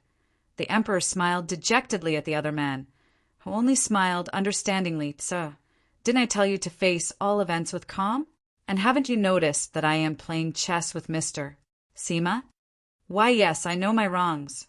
Yuan Tsong rushed a bow to the emperor and the elderly, then wiped the sweat from his forehead. "Speak, what is the matter?" The emperor held on to another chess piece. Not minding his son, Yuan Tsong forced his excitement down and said in a grave tone, reporting to Lord Father, "Hell Valley's 7th elder was killed a month ago." The chess piece in the emperor's hand clanked on the board, and he looked at the frowning Mr. Sima. "Who did it?" The emperor then turned his hardened face towards Yuan Tsong, seeing no one around. Yuan Tsong whispered, "It is someone from the clan we are currently endorsing. Luo clan steward, Zhuo Fan.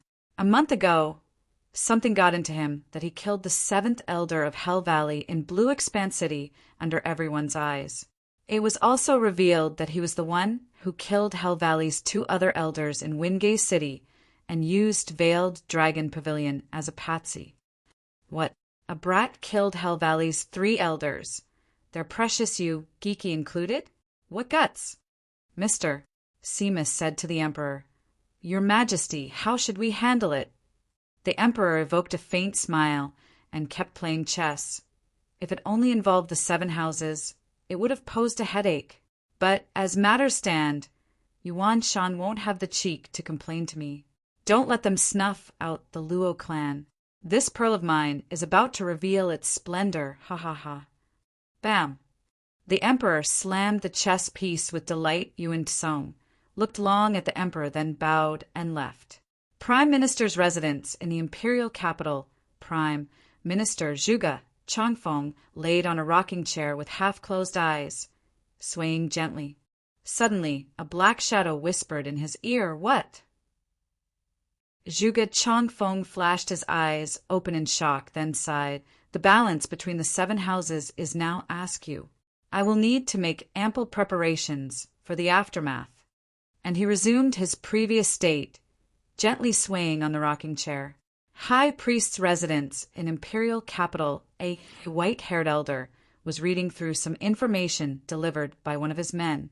As he read through, a frown appeared on his forehead, and he signaled his men to withdraw with shaking steps staining his old appearance. The elder walked into the observatory and looked up towards the sea of stars. The star of war is near, and turmoil is on our doorsteps. A spark is enough to light this powder keg. The ruler is about to change. I only hope the people can weather the storm. Veiled Dragon Pavilion's headquarters, Pavilion, Lord Long Yifei, and some elders were in a meeting. But 2 young people were also present, Long Jie and Long Kuei. Because of their efforts and brilliant conduct, 7 days ago, Long Yifei officially allowed them to participate in the Elder Council, pleasing the 2 to no end. Recently, Xiao Kuei and Xiao Jie have displayed impeccable conduct. I propose to send them to cultivate under the Grand Elder and learn the house's profound ranked martial art. Long Yifei smiled, looking at the 2, and spoke with pride. Third Elder commented with a hardened look. These 2 kids progressed well. However, they are only average by contrast with the other house's genius disciples. How? Third Elder, don't underestimate us. We are on the verge of breaking through to the bone-tempering stage. Long Kuei protested while Long Jie was in accord. Third Elder is right. I heard rumors that Sword Marquis Abode's Xie Tianyang became a bone-tempering expert 3 years prior. We are still far behind him. Xiao Jie is so modest. You will do great deeds in the future. Ga Dai Longju nodded with satisfaction. A black crow perched on his shoulder, the soul-devouring crow he got from Zhuo Fan. Looking at the bird, Long Jiu couldn't help his expression softening. If you 2 brats were half a man, my brother Zhuo is, you'd be training our passed-down, profound, ranked martial art by now. Humph, Uncle Jiu, why bring him into this? Long Kuei always became irritated whenever she heard Zhuo Fan's name. He is cocky, brash, and doesn't want to join Veiled Dragon Pavilion. Even if he has a smidgen of talent, that doesn't make his rise guaranteed. We will undoubtedly surpass him. A man suddenly barged in while shouting, "Urgent report, Pavilion Lord!" Third Elder waved him away after taking the report and read it. The next moment his hand froze and the paper drifted to the floor. "What's wrong?" "Third Elder." Long Ju picked up the paper in worry, never having seen Third Elder so spooked. But the contents left his soul eye in tears. "Good brother, I owe you again. What is all this about?" Long Yifei was inquisitive like the rest of the people present, and took the paper. His brows shook and his voice betrayed his excitement.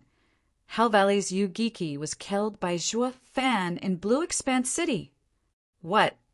Everyone was dumbstruck who hadn't heard of Yu Giki. He was the greatest headache of everyone, especially for Long Jiu, who had his eyes stolen in Yu Giki's ploy, yet this dreadful man was killed by Zhuo Fan. Their shock was understandable.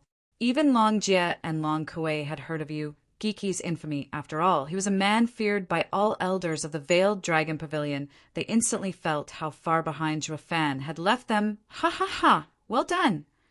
Long Yifei burst in laughter. I was right in my decision. This kid is a dragon among men. Increase our support to the Luo clan and send some men to safeguard their clan. I'm sure we all can agree on that. It was a unanimous decision. Not even the elders who were against Long Yifei proposing an alliance with Shuo Fan showed any complaint after all. None of them here could do what Shuo Fan did. Sending the Yu Giki to his grave and the Veiled Dragon Pavilion was just the beginning. The continent's clans soon came to know of this affair. Among the shocks and cries of joy, Shuo Fan's name was etched in the minds of many clan leaders. Chapter 83 Hell Kill Order. Chapter 83 Hell Kill Order. In a lone valley, sieged by mountains on 3 sides and a narrow trail on the 4th, the sun's warm glow barely reached this place throughout the year. Being shrouded in mist, this place was a cesspool of poisonous insects and rats, yet this particularly strange environment led to the development of some of the rarest herbs the world had ever seen. To gather such ingredients, men braved many dangers through the valley, where the mortality rate was incredibly high and the ghosts of the fallen exacerbated the gloom people came to call it. Hell Valley 1,000 years ago, a powerful group stumbled upon this odd place and established a foothold. They even set up a 5th-grade array to safeguard from the gruesomeness of this valley. This group was the Yu House, one of the 7 noble houses of Tianyu Empire. With time, people came to call this valley as the strongest house that could oppose the imperial family until now in Hell Valley's meeting hall. Valley Lord Yuan Shan was in a poor mood as he sat on his throne. Out of the 12 total seats, 9 seats were occupied by elders. Each time he glanced at the empty seats, his eyes turned savage. Yu Ming! Yuan Shan bellowed. Do you mean to say that 3 of Hell Valley's elders are dead because of a single kid?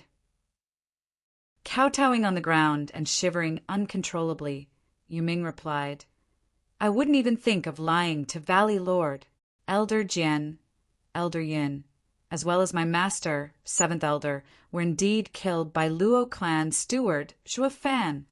Useless wench! Yuan Shan slapped the table. You knew he killed 2 elders before, so why didn't you report this sooner? Spare me, Valley Lord. It was my master who forbade me. Master found it too weird and ordered me to keep it to myself. He told me that he will find the opportunity to deal with Shuo Fan, but before he could, Shuo Fan broke into our city, and at this point, Yu Ming's voice was choked with sobs. The rest of the elders snorted. All demonic cultivators are cruel and cold. So why is this punk getting so worked up? Throwing such a show would make them despise him. Instead, the elders were all clear this wasn't his fault, yet refrained from pardoning him. If they'd trade places, they would do the same. If not, they'd be accused of rash thinking, and that would be used as an excuse by some others to remove them, who would believe that a fresh bone-tempering kid could kill a profound heaven-seasoned expert, if not for it happening before countless eyes. Valley Lord Yu Ming might have erred, but he had no control over what happened. Our first priority is to deal with the aftermath. This was spoken by the 1st Elder on the right as he stood up. Tianyu Empire's mighty clans have set their sights on us. If we let that kid go unpunished, what will the people think? We will become the laughingstock of the empire, and our vassal clans will abandon us. Yuan Shan frowned, his eyes filled with cruelty. Grand Elder is right. We cannot let that punk get away with this. Wasn't he some steward of Luo clan? We'll make the Luo clan answer for his transgression. Valley Lord, you mustn't. A deep and worried voice traveled from an old man with raven hair. Seated on the opposite side of Grand Elder Yuan Shan snorted. 2nd Elder, what are you trying to say? Do you think it's all right for someone to kill our people, shame us, and then walk away? What will others think of Hell Valley? Valley Lord, I am not stopping you from settling this debt. Only, 2nd Elder muttered something before resuming. Valley Lord should remember the ban the Emperor enacted a year ago on the 7 houses, which was against stepping foot in Wingay City. If we breach it openly, it will give the imperial family the excuse to strike. 2nd Elder makes a fair point. This is not the time to move in the open. And there are also reports that the imperial family and Veiled Dragon Pavilion's experts are patrolling nearby Wingay City. We will fall into their trap if we go, Grand Elder urged, eyeing the two most respected elders. Yuan Shan hesitated for a while before spatting through gritted teeth. We can't do this. We can't do that. What else can we actually do? Even the elders turned silent. Yuan Shan sighed. This wouldn't have been such a headache if the seventh elder was here. Blasted punk, he managed to rob me of my wisest advisor. When I get my hands on you, I will skin you alive. Seeing them all pensive, the kneeling Yu Ming darted his eyes left and right before making a tentative remark. Valley Lord, may disciple be so bold as to convey a solution. Humph! The elders' meeting is not something you can join. Get the hell out. Yuan Shan barked without even looking at Yu Ming. But Grand Elder's gesture detained him. Valley Lord, the kid can be considered as seventh elder's successor. Why not give him a chance? Yuan Shan conceded when he heard the Grand Elder's reason. Yu Ming's heart burst with joy as he rushed to explain. Valley Lord, this disciple's humble opinion is to ignore the Luo clan. From my observation, Luo clan is relying on Zhuo Fan. With him around, even if we remove the Luo clan, it will only make it worse for us. But if Zhuo Fan is out of the picture, then the Luo clan will fall from grace. They will have no hope of replacing us. Hell Valley. Yuan Shan's eyes flickered. Go on. Yes. His mouth twisted in a smile. Yu Ming said, we cannot approach Wingay City, but Zhuo Fan is nowhere near it either. We just need to focus all our efforts in dealing with him. And how will we find him? Yuan Shan questioned. Issue the Hell Kill order and have the Empire corner him. Yu Ming revealed his savage side. We will then know where he is going, and before he returns to Wingay City, we can just ambush him. Yuan Shan cackled. Good, that's what we'll do. Men. He then shouted orders. In my name as Hell Valley's leader, I declare the Hell Kill order on Zhuo Fan. Anyone who provides clues to his location can become a vassal to Hell Valley. Anyone who brings me his head will become Hell Valley's #1 vassal, ruling above all others. Yuan Shan's sinister laughter echoed, to which Yu Ming followed up with a vile smile. Zhuo Fan, you abomination! I won't dare face you, but now you have the whole empire after your head. He. Grand Elder smiled, as I thought this kid is still thinking about revenge. But the elder didn't care since Zhuo Fan was the enemy of Hell Valley. Grand Elder stated, Valley Lord, even if we declare Hell Kill order on Zhuo Fan, since he killed 7th Elder, the weak clans won't be his match. I think we will have to act if we want to end him after all. Then all elders move out. Kill that bastard. Wait. Grand Elder gestured. He killed 7th Elder. Elders below 7th won't be of any help. From Minger's retelling of him, he must be a body refining demonic cultivator. The only ones who can stand up to him are the first 5 elders. Furthermore, he turned to a red-haired elder. 5th Elder, you refined your body with the scorching demon flame. Your unbreakable body is the perfect match for that kid. Don't look at me. Yet the man in question shook his hands again and again while smirking. I am about to join Drifting Flowers Edifice's 100-pill meeting. I don't have the time to run around after some snot-nosed brat. Humph! What's so great being invited by women to a meeting to discuss about pills? Is going there more important than taking revenge for the house? Yuan Shan snapped. Grand Elder lightened the atmosphere with a smile. Valley Lord, the Drifting Flowers Edifice may be made up of women, but they are still one of the 7 houses. Establishing a close relationship will only work in our favor. They extended an invitation to 5th Elder since they took an interest in his fire attribute cultivation method, in hope of refining new pills. Humph! How did a bunch of skanks climb up to our position? One day I will personally go and take over their domain. Yuan Shan said viciously. Grand Elder shook his head. Valley Lord, I would like to have Yu Ming participate in 7th Elder's place in our future elder meetings. Staring at Yu Ming, Yuan Shan nodded. Fine, raise him well, as the next insidious demon, ha ha ha. Yu Ming was overjoyed in his bowing. Meanwhile, in Blackwind Mountain, Captain Pang was cultivating by sitting on 36 blades. His body was riddled with scars. While cultivating, black tendrils of energy would leave his body, drift around the blades, and return back to him, but as each black tendril went back into his body, a new bloody scar adorned his wreaked body, making him frown.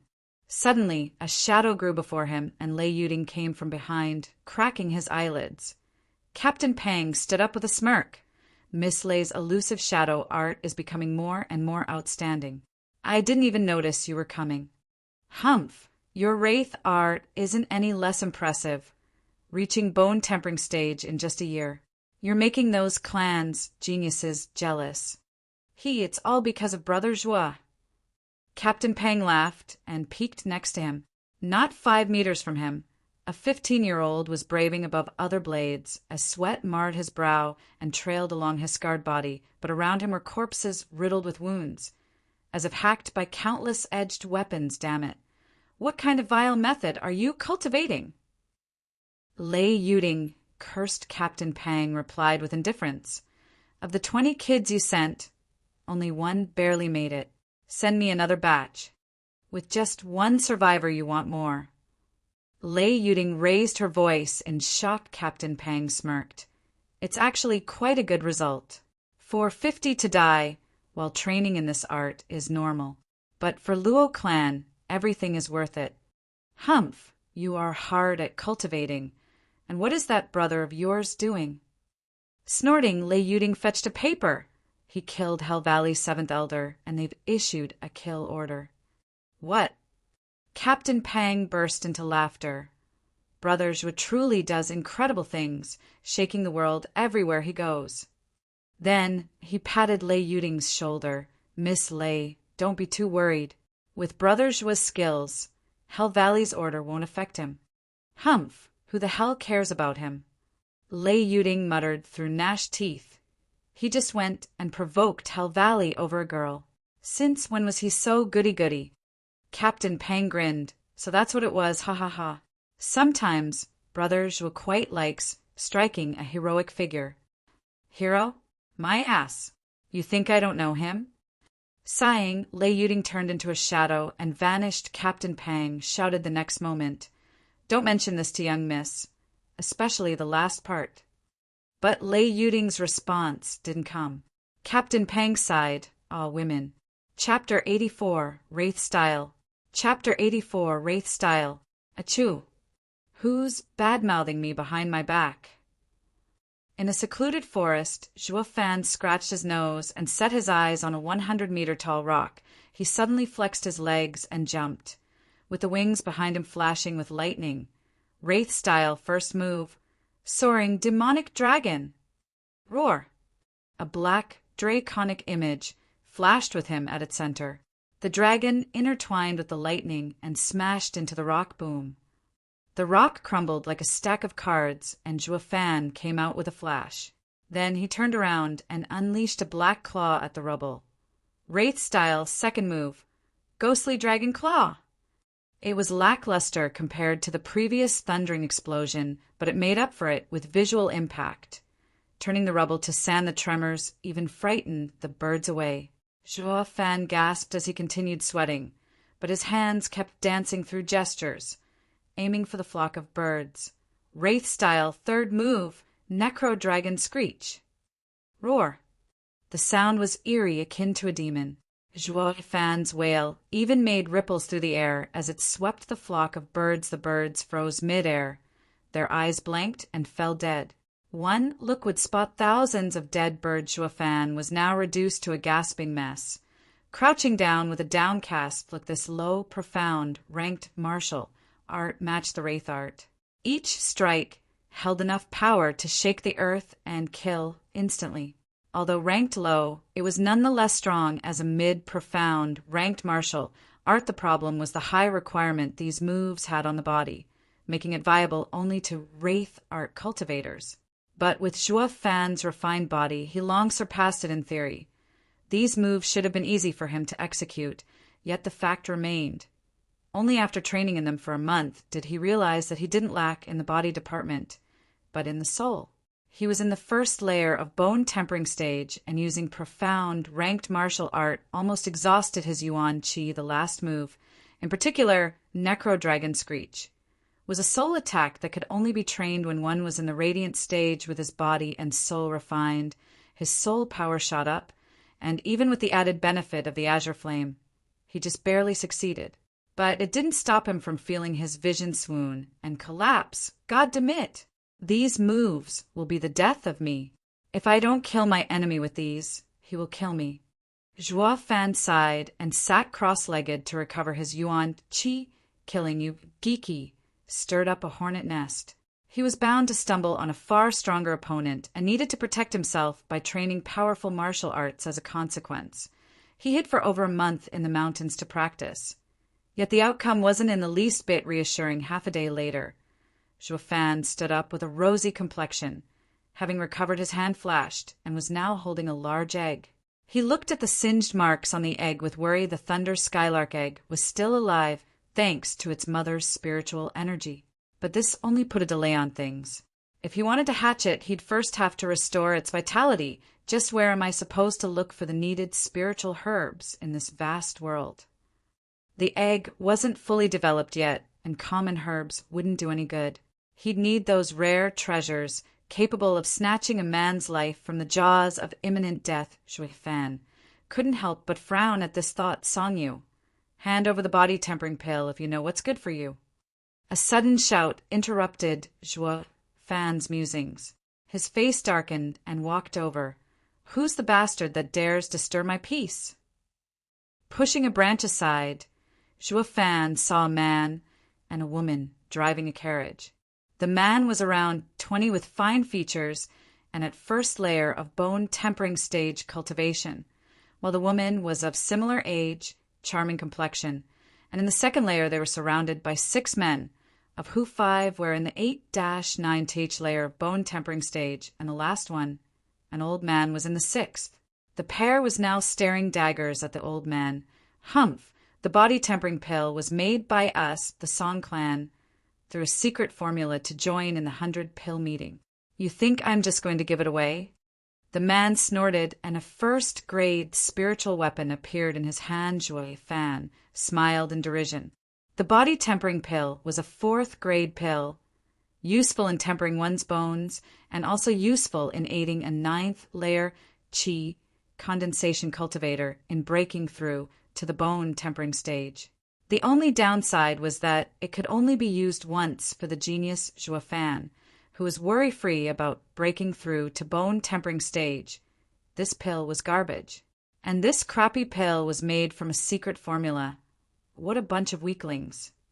But the bloodshot-eyed old man thought otherwise. Ha ha ha. Song Yu, Song Qian, aren't the two of you in the bone tempering stage at such a young age thanks to it? Your third-rate clan, which sees the secret formula for a 4th-grade pill, is being too greedy. It's best if you just hand it over. Humph, we would rather die.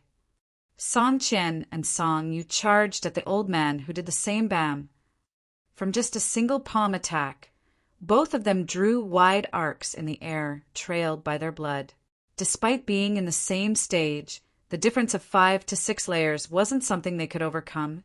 Miss Song Qian, is this necessary? Be good and hand the pill and its formula. Are you going to force this old man into patting down the both of you? The old man eyed Song Qian's enticing curves and let out lascivious laughter. Song Qian glared with hatred, but then sighed and looked at her brother. Are you scared? I am not. Song Yu steeled himself. Then let us die together. At least the clan's formula won't land in that old bastard's hands. Song Qian made a downcast smile and raised Song Yu's spiritual weapon to their necks. This scene stirred Zhuo Fan's heart, his mind drifting to the siblings in the wind-gazed city. They would have had the same ending if I wasn't compelled by the heart demon at that time. Sighing, Zhuo Fan shot a leaf at the pair. Whoosh. Just when it was about to slit their throats, the weapon fell off her hands. Who's there? Both the siblings and the old man shouted anxiously. Is it really necessary to kill them over a fourth-grade pill? Zhuo Fan stepped out of the tree line.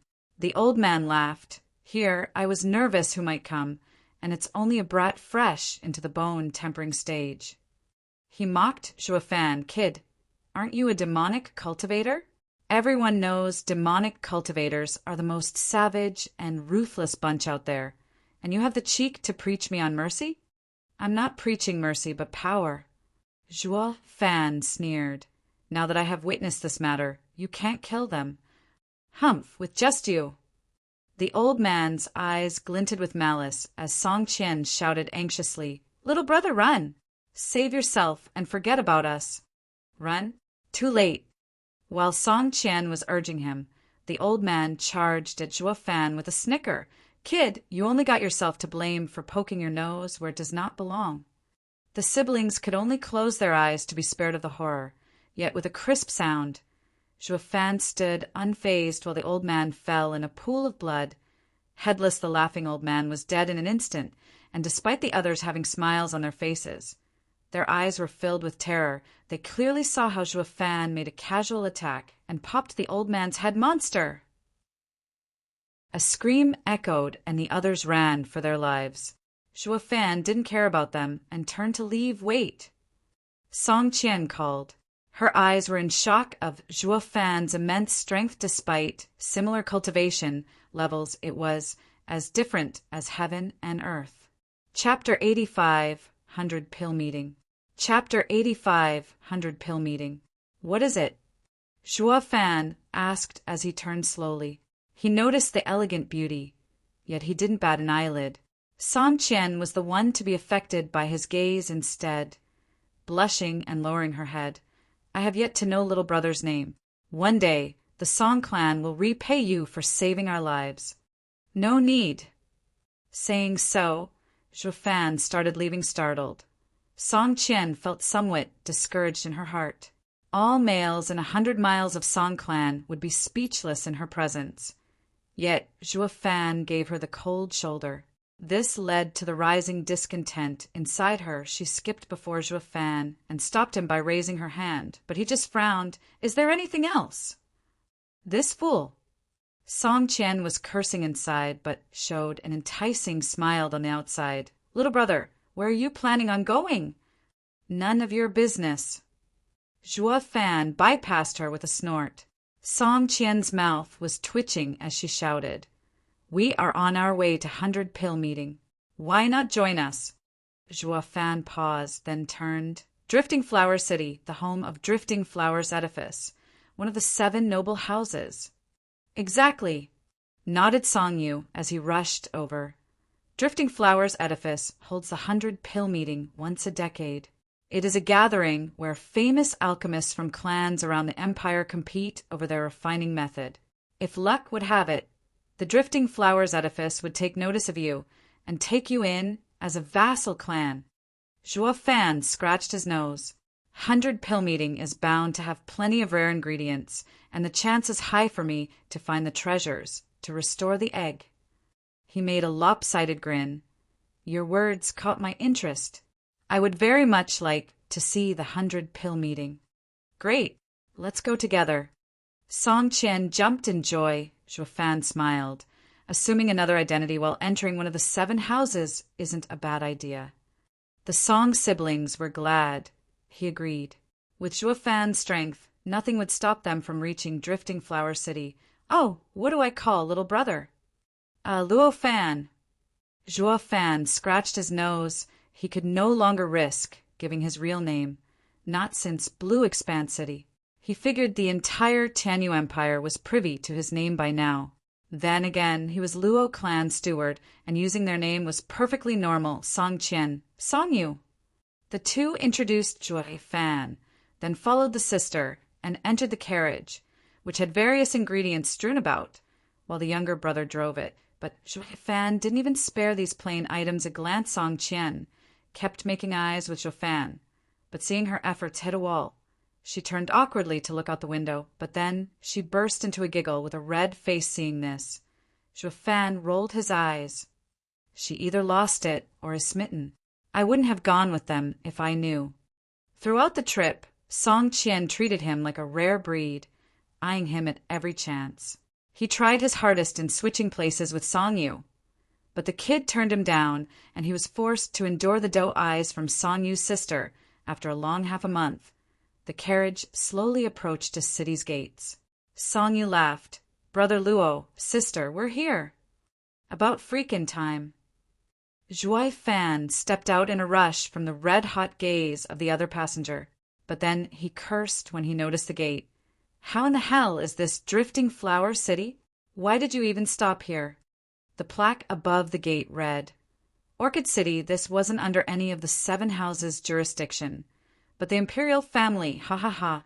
Brother Luo, calm yourself. An old friend of my father stays here. We've come to Orchid City to buy ingredients from him before setting out to 100-pill meeting." Hearing this, Zhuo Fan could only sigh. Will my suffering ever end? Song Qian stepped out and glared. "Do you hate being around me?" Zhuo Fan just shrugged, but Song Yu laughed and revealed a vulgar smile. "Brother Luo, I know exactly how you feel. I am the same, itching to get to Drifting Flower City. They say the 15 overseers of Drifting Flowers edifice are like fairies, and the edifice lured an outstanding beauty, proclaimed as the #1 beauty in the empire. If I can see her once, my life is fulfilled." Song Yu wore an intoxicated look. It was as if he could really see them, but then he woke up and noticed his sister looking glum and disdained. "But even my sister's beauty is hard to come by. Although, how could a man pick just one, when the world is filled with ravishing beauties?" "Xiao Yu, what did you say?" Song Qian heard him, and her glare sent him shivering. Zhuo Fan just shook his head. "They're a pair of clowns. One love-struck, the other a moron. I need to get far away from them, or I'll find myself at their level soon." "Qianer." Their conversation was interrupted when they heard a shout.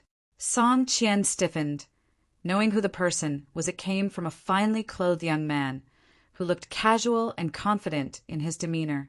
He was around 20 years old and in the 4th layer of bone tempering stage. Song Qian, however, seemed not too eager in seeing him, giving an awkward greeting. "Brother, Tian Lei." Song Yu also stiffened, whispering to Zhuo Fan, "He is Qi Tianlei, Orchid City's top clan's young master. The Qi clan is an old friend of ours, but they are a second-rate clan, and they always make a point to show it. Also, Qi Tianlei is crazy for my sister." Zhuo Fan sighed, already feeling regret. Following this pair, the Luo clan and Song clan were similar, but the former had the privilege of demonic emperor gracing them with his presence, elevating it to a first-rate clan. Similar people, different fates. "Qianer, who's he?" Even as Qi Tianlei was caressing Song Qian's fair hand, he was always watching the other two. But while his eyes were filled with contempt for Song Yu, it revealed only hostility towards Zhuo Fan. "He is Brother Luo, our friend." Song Qian was fearful of Qi Tianlei, but even with a tremor in her voice, she tried to protect Zhuo Fan. She then rushed to change topics. "Tianlei, how did you know we're coming today?" "I received Uncle Song's letter and estimated when you'd arrive." Qi Tianlei spoke casually, then marched before Zhuo Fan, pushing aside Song Qian, who blocked his way. "Who are you to Qianna?" "Brother Qi, he is my friend." Bam! Qi Tianlei slapped Song Yu away. "I wasn't asking you." He turned toward Zhuo Fan with a wild look. "Speak. What is there between you two?" Zhuo Fan saw Song Qian helping her brother. Looking at their terrified states, he knew they were oppressed by this young master of the Qi clan. "On our way, we ate together and slept together. We practically never left the carriage. You tell me if there's anything between us." Song Qian was shocked, knowing he did it just to spite Qi Tianlei, and Qi Tianlei's eyes were now bloodshot as he unleashed his power. "Wretched filth, I will have your head!" he declared as he threw himself at Zhuo Fan, but Zhuo Fan remained calm and unmoving. Then a sudden sound was heard, and a ripple spread from Zhuo Fan's chest, ice-cold killing intent swept everyone's minds, freezing them. They were scared as rabbits, powerless to even resist Qi Tianlei, looked as if he was seeing a demon from hell, shivering all the while.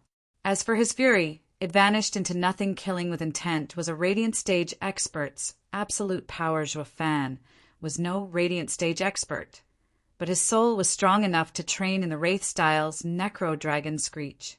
It was far from being able to kill with intent, but enough to scare. This was a feat not even a profound heaven expert was capable of, yet a freak of nature like Zhuo Fan could. Strolling before the shivering Qi Tianlei, Zhuo Fan whispered in his ear, "The next time you try showing off before me, I will end you." Qi Tianlei hit the ground with a thud and couldn't stop sweating while the Song siblings stood shell-shocked. Chapter 86, Murder Fest. Chapter 86, Murder Fest. He scared them into submission without lifting a finger. Just how was he a bone-tempering cultivator? Song Qian and Song Yu saw a whole new Zhuo Fan, and their hearts started racing whoosh. Suddenly, a figure landed before Qi Tianlei. He checked the young master and became enraged, finding him unconscious. Who did this? The newcomer whipped his head back and roared, his eyes flickering with flames of rage. But then he noticed Zhuo Fan, and all of a sudden his anger diffused. Zhuo Fan frowned and took a much closer look at him. The man was around 40 years old, with a beard and a peak bone tempering stage. From the fine clothes he was wearing, it was clear he was a clan head. Song Qian, who was roused from her shock by the shout, began apologizing with tears welling in her eyes. "Forgive me, uncle, it's all my fault. Take it out on me."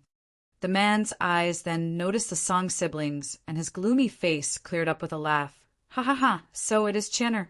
I was wondering why this brat ran so fast to the city gate. Seems like it was to welcome honored guests. So it was all a misunderstanding. Come, follow me to our home. You've come a long way to Orchid City. It must have been tiring. As your host, I'll do my best to make you comfortable." The man overlooked Qi Tianlei's situation and simply shouldered the unconscious fellow as he took the lead. The way he switched tunes real quick, and how he took sideway glances on and off at Zhuo Fan, the later felt it as a warning.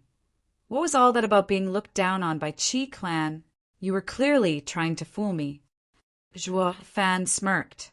This uncle of yours cares for you even more than Qi Tianlei, ignoring even his scared, silly son. Why would he? He is Qi Ganglai, the Qi clan head, and not once did he look kindly on us. Song Yu said, confused. But today he's like a different person. Qi Tianlei is his only son, the apple of his eye. Something odd is going on for him to ignore his son's plight. Yeah, baffling. Zhuo Fan scoffed. Song Qian watched Qi Ganglai leave, then turned to the other two. What's so strange? He must be in a good mood today, so don't make assumptions. At least he didn't pursue it, or we would have been worse off. Just him. Zhuo Fan sneered. What could a peak bone-tempering cultivator amount to when not even a profound heaven expert was a match for Zhuo Fan? As his strength grew exponentially, he felt the return of his confidence as the demonic emperor. But anyway, the Song siblings were clueless to his strength. Song Qian walked to him with quick steps, then rolled her eyes. I know you're great, but that's within the bone-tempering stage. Could you handle a profound heaven expert? If you get on their bad side, not even we can help you. Zhuo Fan scoffed. Song Qian shook her head, but her eyes never left Zhuo Fan. His haughty and condescending attitude stirred her maiden heart. In fact, she felt oddly safe next to him, something she never felt with anyone before the Qi clan welcomed the trio in their residence. And before they could leave to purchase any ingredients, the Qi clan head's message came that he wanted to reminisce with the siblings without a choice. Song Qian and Song Yu went to see Qi Ganglai, while Zhuo Fan was left alone in the guest house. Now I can finally get some cultivation done in peace and quiet. 6 hours later, the door creaked open. Zhuo Fan, sitting on his bed, saw the Song siblings tiptoeing inside. Did you finish your talk with Qi Ganglai? Song Qian and Song Yu jumped in fright, then nodded woodenly, their eyes full of fear. What's up? Was that old coot hard on you? Zhuo Fan asked with suspicion. They both denied. The more Zhuo Fan looked at them, the more he felt his suspicion grow. Song Qian laughed dryly. Zhu Dash, Brother Luo. Qi clan head is holding a feast in our welcome. Come join us. Zhuo Fan smiled. Since it is for you too, I won't go as I don't know him. You can't, Song Yu exclaimed, but tried to save the situation and dispel Zhuo Fan's doubts with a forced laughter. Brother Luo, this is the Qi clan's residence. The clan head even threw a welcoming feast for us. It would be crass of us if we are not present. Zhuo Fan raised an eyebrow. Do I have to? Yes. They both nodded. Zhuo Fan stood up with a sneer and said, Lead the way. We must join the festivities if he went so far as to invite us, even if it ends up a murder fest. His words had the two siblings shivering, and looking guilty arriving at the hall, they saw Qi Ganglai seated on the main seat with a smile, while 9 other bone-tempering elders flanked his sides at a round table, looking closely.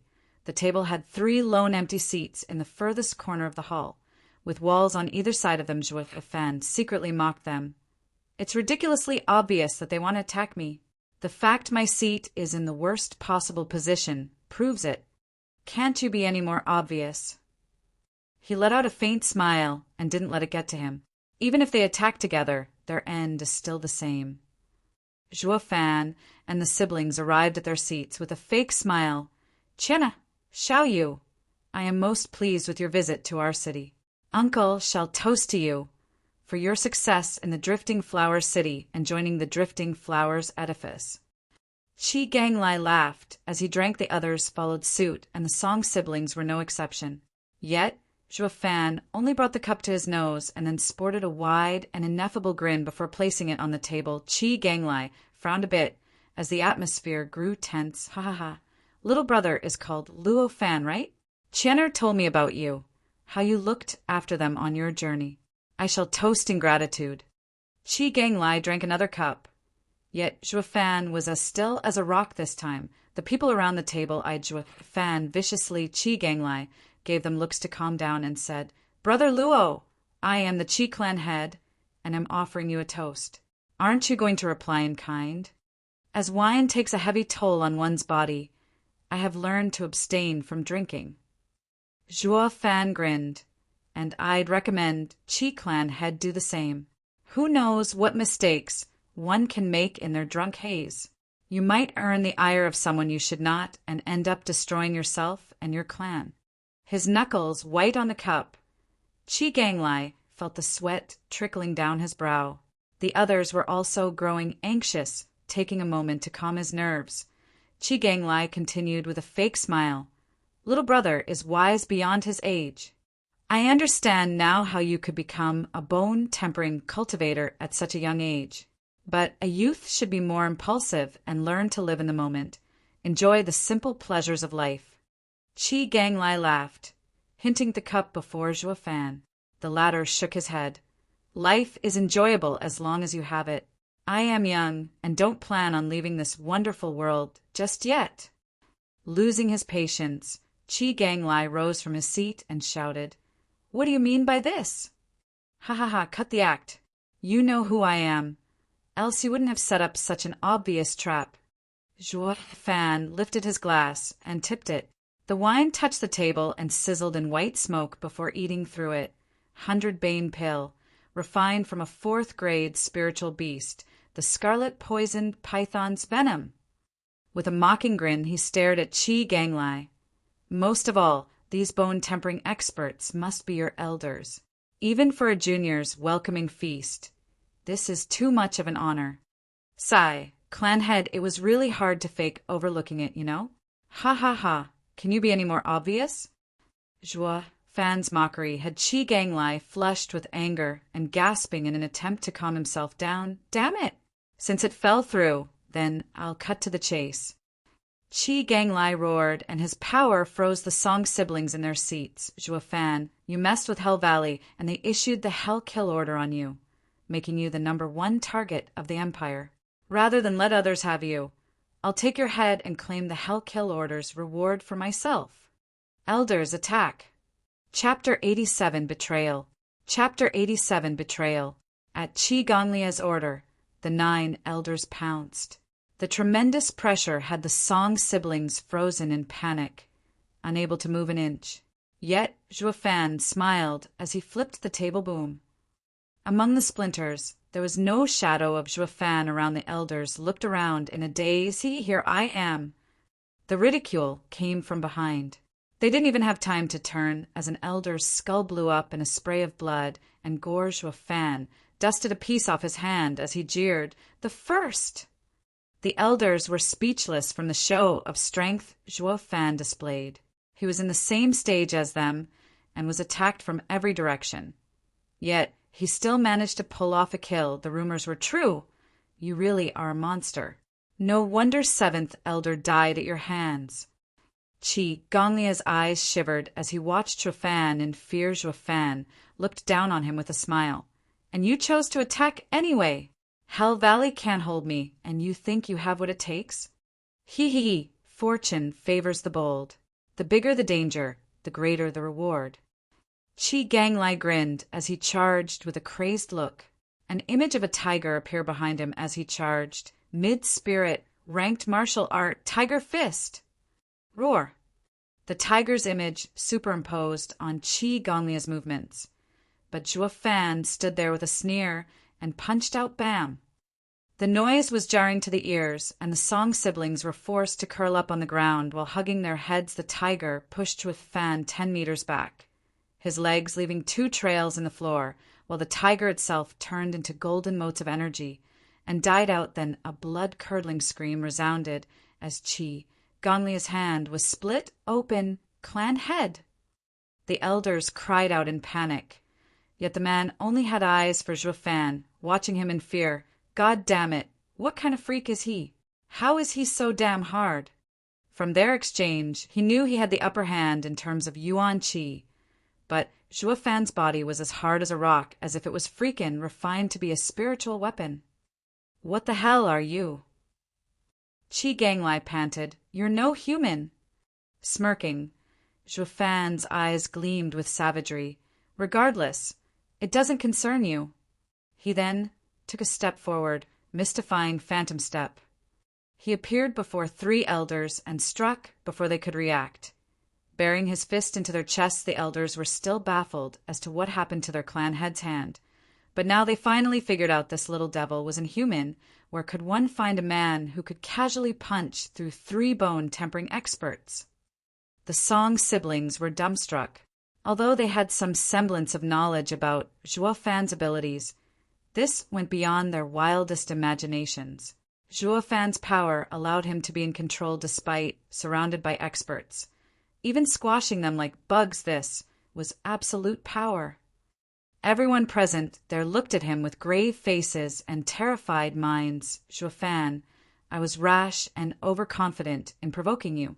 Please, on account of Qianer and Xiaoyu, let us go and we will never cross paths again." Qi Ganglai knew the matter was only going to get worse and capitulated. However, Zhuo Fan wasn't someone who was soft when it came to punishing his enemies. He mocked. "Qi clan head, I warned you to think twice about the consequences. And as for those 2-inch..." Zhuo Fan turned to the siblings. "Since when do traitors have any value? Qi Ganglai, are you looking down on me, or do you really expect too much from them?" Song Qian and Song Yu felt deep regret. "Luo, no, Brother Zhuo, we were forced to do it, please. Talk is cheap." Zhuo Fan cut off Song Qian with his frosty tone. "Actions are louder than words. Leave, and make sure we never meet again." Pursing her lips, Song Qian hung her head in regret while Song Yu sighed. Qi Ganglai saw Zhuo Fan unwilling to compromise and blew a gasket. "Zhuo Fan, you will regret pitting yourself against my entire clan." "Oh, I'm looking forward to it. Can you take me down with you?" Zhuo Fan sneered. Qi Gong's face alternated between green and white, spatting through gritted teeth. "Elders, all together!" "Yes, clan head." The remaining 5 elders jumped at Zhuo Fan in unison, each of them resigned to death. Executing their best move, Zhuo Fan knew they wanted to exchange their lives for his, but it mattered little. With a crackle, lightning flashed and his wings unfolded. Flying around them, the 5 elders' moves hadn't even finished before they were split in 2. splattering the ground in blood and painting it red. Humph! Barely worth the effort. Zhuo Fan scoffed whoosh. Suddenly, a faint streak of blue rushed at Zhuo Fan. Zhuo Fan discovered Qi Ganglai sporting a sly grin. He used the elders as bait in releasing his true killing move. This dagger. You think you can beat me with this lousy trick? Zhuo Fan sneered as he flew. Yet just then, a tender cry, followed by a graceful figure, came right before him. Watch out! Following a grunt, blood splattered, and Song Qian struggled to stand with black blood flowing from her mouth. Sister! With a wail, Song Yu rushed to catch her weak body, but Song Qian only had eyes for Zhuo Fan, working hard to muster the strength to look at him. Forgive us. We didn't want it to come to this. Zhuo Fan just sighed. Damn bitch, you ruined everything. I will kill you. Having his plan thwarted, Qi Ganglai flew into a rage and charged at the siblings, snorting. Zhuo Fan's wings flickered like swords in a blink. Qi Ganglai stopped and fell to pieces. With blood and viscera oozing, the Qi clan experts were vanquished. Zhuo Fan then started inspecting Song Qian's wound. He noticed the dagger stuck in her shoulder, and black blood seeping around its blade. He pulled it out and frowned. It's poisonous. Poison! Song Yu grew frantic and was close to tears. It must be one of the Qi clan's poisons. I will check their stores to see if they have an antidote. Sister, you must hold on. Song Yu wiped his tears and left. Wait. Zhuo Fan jumped to his feet to stop Song Yu, but a frail hand caught his arm. He looked down at the pale Song Qian. Don't go. Song Qian's faint voice came. Zhuo Fan gave a curt nod and steadied her by placing his palm on her back. Ah, I only wanted to tell your brother this poison can be removed with Yuan Qi. Ha ha ha, he is always impulsive, unlike you. A faint smile adorned Song Qian's wan face, and her delicate hand touched his. A pair of glistening eyes locked his own in an unshakable gaze that unnerved Zhuo Fan. He felt as if they were back in the carriage, worried about her state. He rushed to clear the poison, however. When his Yuan Qi entered her body, he found a problem. Why can't I find its source? This hardly ever happened. Based on his experience, there were two reasons. One, because she never got poisoned, and two, this type of poison couldn't be sensed with Yuan Qi. He found Song Qian's health deteriorating and came to a decision since Yuan Qi was useless. The second method implied drawing out the poison, but the wound's close position to her chest made it hard not to encroach upon her dignity. This will make it terribly awkward. Chapter 88 Trap. Chapter 88 Trap. What is it? Song Qian found Zhuo Fan making an odd expression and asked after muttering to himself. Zhuo Fan spoke. That is, the only choice is to suck the poison out. Song Qian understood from his hesitation, and her pale face was tinted pink. Then, sorry to trouble you. Song Qian's soft voice rang hard in his ears. The delicate and charming look would stir anyone's sympathy, licking his dry lips. Zhuo Fan ripped her clothes around the wound and exposed her fair-skinned. Song Qian shuddered as she closed her eyes with a red face. She knew what was about to happen, but when her clothes tore, she still gasped. Then, 1,000 pardons, Miss Song. Zhuo Fan forced a smile in this awkward situation and neared his mouth to the wound, beginning to draw the poison out, but the longer he sucked, the more doubts sprouted. Why is the blood spicy? Why is Song Qian's blood normal, as if she wasn't poisoned to begin with? However, he pushed aside all conflicting thoughts and kept sucking to make sure she was out of harm's way. That is, until her blood turned scarlet again. I've taken most of the poison out, so there should be no problems. Zhuo Fan let out a breath he was holding, but his eyes were clouded with more doubts than. A smoking hot body hugged him, and 2 tender arms curled around his neck. Zhuo Fan was startled. Miss Song, what? Song Qian's hot breath entered his ear. Zhuo Fan, do you know? I liked you the moment I saw you. Zhuo Fan's eyes darted left and right, his tone wavering. Miss Song, your brother will be here soon. Never mind him. Song Qian's tongue left a trail on his cheek, making him feel as if a bolt of lightning had struck him. "I only want you next to me." She didn't give him the chance to put up any resistance, as she drew his head into a hot kiss as his eyes grew lost. His heart was thoroughly shocked, and his mind blanked. He reached the demonic emperor level, because he always had cultivation in his mind, taking into account every step, every detail. So much so, he had overlooked the matters between a man and a woman when Luo Yunchang and Lei Yuding stole a peck. It floored him. But this time his mind was literally blown. Damn it. I was born twice and a virgin each time. But never did I come upon such a battle. Then Zhuo Fan's eyes flared with irritation and pushed Song Qian away. "What did you just give me?" In his daze, he could still feel something entering his mouth and dissolving. Song Qian cried as she hit the ground. Then a burst of laughter echoed around him. "Ha ha ha! Something marvelous, I'm sure." A black figure appeared and threw a large transparent bell over Zhuo Fan exclaimed. "Fourth grade defensive spiritual weapon." "Ha ha, indeed. This is the Qi clan's treasure, Violet Canopy." The black figure landed in front of Zhuo Fan and revealed itself to be an aged man. His eyes were filled with glee and rancor. "You're the Qi clan's profound heaven expert?" Zhuo Fan tried to get up, but his head swooned. Falling back to his knees, "What's going on? Am I poisoned?" "Ha ha ha! That's a powerful toxin of the Qi clan. Soul Devourer." The old man mocked. "It targets one soul, and no one beneath Radiant Stage can last more than 2 hours. Even they will die 3 days later without our antidote." Zhuo Fan frowned. The old man saw through him and cackled. "You must be wondering how you got poisoned? Let me tell you. The dagger wasn't poisoned. It was only dabbed in something to change the blood's color. The true poison was on Qian'er's shoulder, which you were more than happy to suck out." 2 more figures walked next to Song Qian at this moment, Song Yu and Qi Tianlei. Song Qian and Song Yu appeared to be eaten by guilt, avoiding Zhuo Fan's eyes. But Qi Tianlei stared right at him through the cover he was in, with deep-seated hatred. "You killed my dad. I will tie you to horses and have you ripped to pieces." "Humph!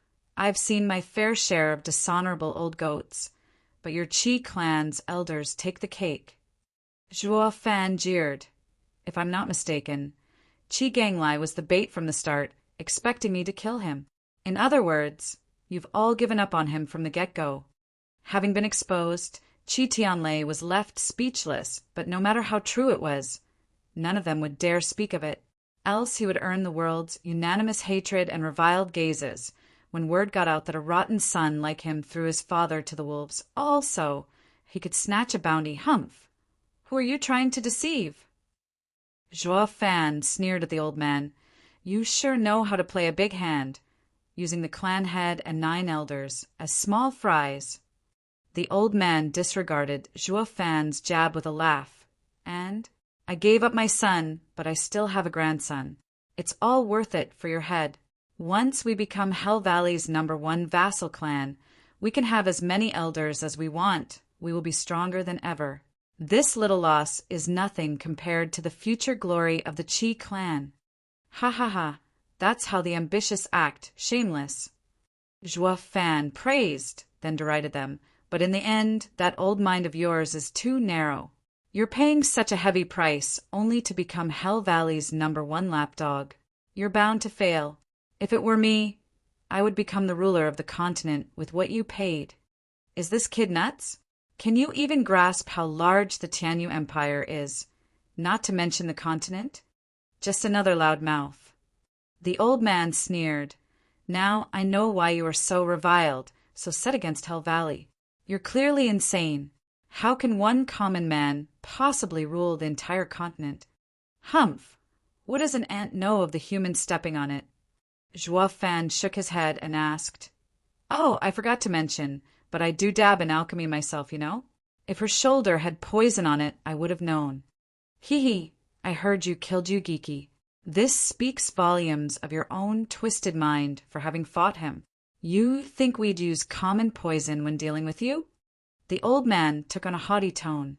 Soul Devourer is a combination of 2 different medicines. One was on Qian'er's shoulder, and the other was the one you just swallowed. Was that what she made me take when she kissed me? Precisely. That was also for her own safety.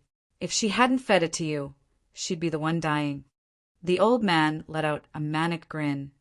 To end you, I have scoured every bit of rumor and information about you, most of all about you sticking your head out for a little girl and offending Hell Valley. I know you're just one big softy inside.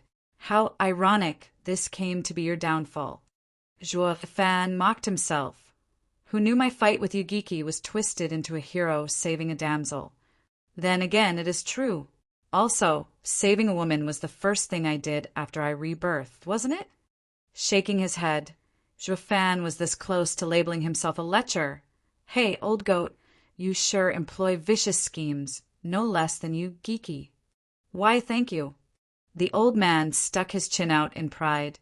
Yugiki only had the luck of the draw in being born in one of the 7 houses. If I had such privilege, my achievements would have dwarfed his. Do you know what I'm called? Steel Fettering River, Chi Waylin, he. Joafan had to grin himself. Steel Fettering River, neither good nor bad. The one in your clutches can't beg for life, nor can die. Precisely. Chi Waylin laughed, speaking as if to a close friend. You see, this is the first time you've heard of me, and you can already appreciate my title. No wonder you could beat Yugiki. I would hate to remove that pretty head of yours, but too bad it's worth so much. Think you have what it takes to reap my head. Joafan mocked as his glabella lit up whoosh. An azure flame revealed itself along with a black smoke. Drifting out from it, the soul devourer was reduced to nothing before the power of this flame. Joafan took his time getting back to his feet and surveyed the people with killing intent. I told you geeky something when I killed him, and now I shall repeat it for you. In front of true power, all schemes and ploys are moot. Chapter 89. Cold-blooded slaughter. Chapter 89. Cold-blooded slaughter. P. 4553R. How could this be? Joafan's casual rise to his feet left everyone astonished. Especially Chi Waylin, the soul devourer passed on through generations. A Radiant Stage expert killer. Was dealt with just like that. What is that? Chi Waylin now noticed the azure flame on Joafan's forehead and exclaimed, Did that thing remove the poison? The flame vanished the next second, and Joafan had a wicked grin plastered on his face. Ha ha ha, the dead needn't worry too much. All of them were startled and took a step back. They saw the terror Joafan could unleash, and his words only worked to unnerve them. But Chi Waylin gathered his courage when he noticed the violet canopy was still around Joafan. There's no need to worry. The brat is trapped under my spiritual weapon. There's no way. Roar. He didn't get the chance to finish his flimsy reasoning as a dragon roar echoed and a black light ran through his chest with a jerk. Chi Waylin was left bleeding from his mouth. What just happened? As Chi Waylin wiped the blood away, he felt his body growing colder. His life was seeping away, yet he couldn't understand why he looked towards Chi Tianlei and the Song siblings, only to find them staring at his chest. Chi Waylin looked down and discovered a fist-sized black hole spurting blood. He noticed an identical hole at his back, too. It was as if something had burrowed through his chest. How did this happen? Chi Waylin couldn't comprehend what had happened even on the brink of his death. But when he looked at Joafan, his eyes narrowed. Joafan was gasping beneath the violet canopy after using close to half of his energy. But his hand was still in the form of a dragon claw. It just so happened that there was also a fist-sized hole in the canopy. Aligned with his chest, only now did the horror and dread of what transpired got to Chi Waylin. Monster! To force your way through a 4th-grade spiritual weapon with only your body strength. Bam! His body hit the ground hard. His eyes were still shocked and incredulous of what came to pass. Joafan killed him in an instant despite being trapped. Not even a profound heaven expert could display such power if they were in Joafan's place. He is an abomination that will end my clan. Along with the fear Chi Waylin felt, there was now endless regret. Ah, Song Qian cried in terror while fleeing. Qi Tianlei and Song Yu's knees softened, shivering all the while they ran alongside her, gasping. Zhuo Fan showed a vile smile of delight, wraith-style, second move. Ghostly Dragon Claw. Among the profound ranked martial arts, Zhuo Fan could only employ one move fully. Yet it still sapped half of his strength, but the power makes it all worth it. The wraith style was suited to a body cultivator. The stronger the body, the more outrageous the blows. However, the end result exceeded Zhuo Fan's imagination. It was a perfect match for his 5th-grade demonic treasure body. At first, he only thought of giving it a shot in breaking the 4th-grade spiritual weapon. Yet, the results showed that the spiritual weapon was like paper in front of the ghostly dragon claw. I was right in my course of action. Since my freaky body refining worked, a stronger martial art was only fitting. Zhuo Fan revealed a radiant smile then, his wings whipped out with a flurry rumble. The broken violet canopy turned to pieces, and Zhuo Fan eyed the trio in the distance with coldness. His wings flapped, and he was on them in seconds. He then blocked their retreat, and the trio stumbled to the ground with pale faces. "Go ahead, run!" Zhuo Fan's vile smile was a prelude to the horror that followed. "Let's see who's faster, me or you." "Why, young Master Zhuo, the Qi clan was blind not to see your greatness. You killed my grandfather and my dad. Please let me go." Qi Tianlei was so scared by Zhuo Fan's twisted grin that he was pounding the ground with his forehead. All the while shedding bitter tears, Zhuo Fan gave a faint smile and hoisted him by his neck. "Now that you said it, it's best I kill you too, to accompany them in death." Black tendrils left Zhuo Fan and burrowed into Qi Tianlei. In but seconds, Qi Tianlei was turned to dust, scattered to the 4 winds. The Song siblings were close to having a mental breakdown, witnessing such a gruesome murder. Zhuo Fan smiled. "Is there anything you want to say at this point?" In the end, it was Song Qian who spoke through trembling lips. "Brother Zhuo, we were compelled. The Song clan is a minor clan and can't offend even the Qi clan. Let my life douse your anger. But please leave the Song clan our last heir." "Sister." Song Yu's tears flowed unabated as Song Qian looked at him with tenderness. Zhuo Fan shook his head with a mutter. "You are just like them, with your clan in dire straits and compelled to lower yourself." He then turned around and looked at the wide sky with a sigh. "I wonder what they are doing right now. Wonder if my actions brought them more hardships." "Are you speaking of Luo clan?" Song Qian ventured. Zhuo Fan smiled. "Indeed, you are so much alike that it makes it hard for me to do this." The siblings broke out a faint smile, but then came Zhuo Fan's cold tone.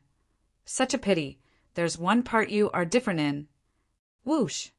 Zhuo Fan's wings whipped, and the siblings' heads traveled through the air before plopping on the ground. What made it even eerier was the faint smile of forlorn hope. "You two are far shrewder." Zhuo Fan jeered. "You two knew from where I come from and enacted such a heartfelt play thinking I was a moron. This is where you diverge from their demeanor. Ha ha ha." Zhuo Fan left, uncaring of the corpses or the consequences. Not even of the wails coming from the Qi clan's home. A month later, 3 figures landed in the Qi clan's manor. They were dressed in gray, and their leader was Hell Valley's 2nd elder. He watched everything with a calculative eye and muttered, "How come the Qi clan is so quiet? Humph! They have the nerve to say that they have clues about the runt, and when we come, there's no one here at all." Another elder curse. "What is a mere second-rate clan trying to pull?" 2nd elder huffed, and then shouted, "No, there's something wrong here." 3rd elder, 4th elder, check the surroundings. Moments after they left, a cry came from the back of Qi clan's manor. 2nd elder, 3rd elder, come and take a look at this. Both of them appeared in a blink, but the sight left them speechless. What used to be a garden was now a cemetery housing 1,000 dead bodies in a towering pile. The rot assaulted their noses and painted an even gruesome picture with a swarm of flies around it. "That punk is savage. He killed the whole Chi clan.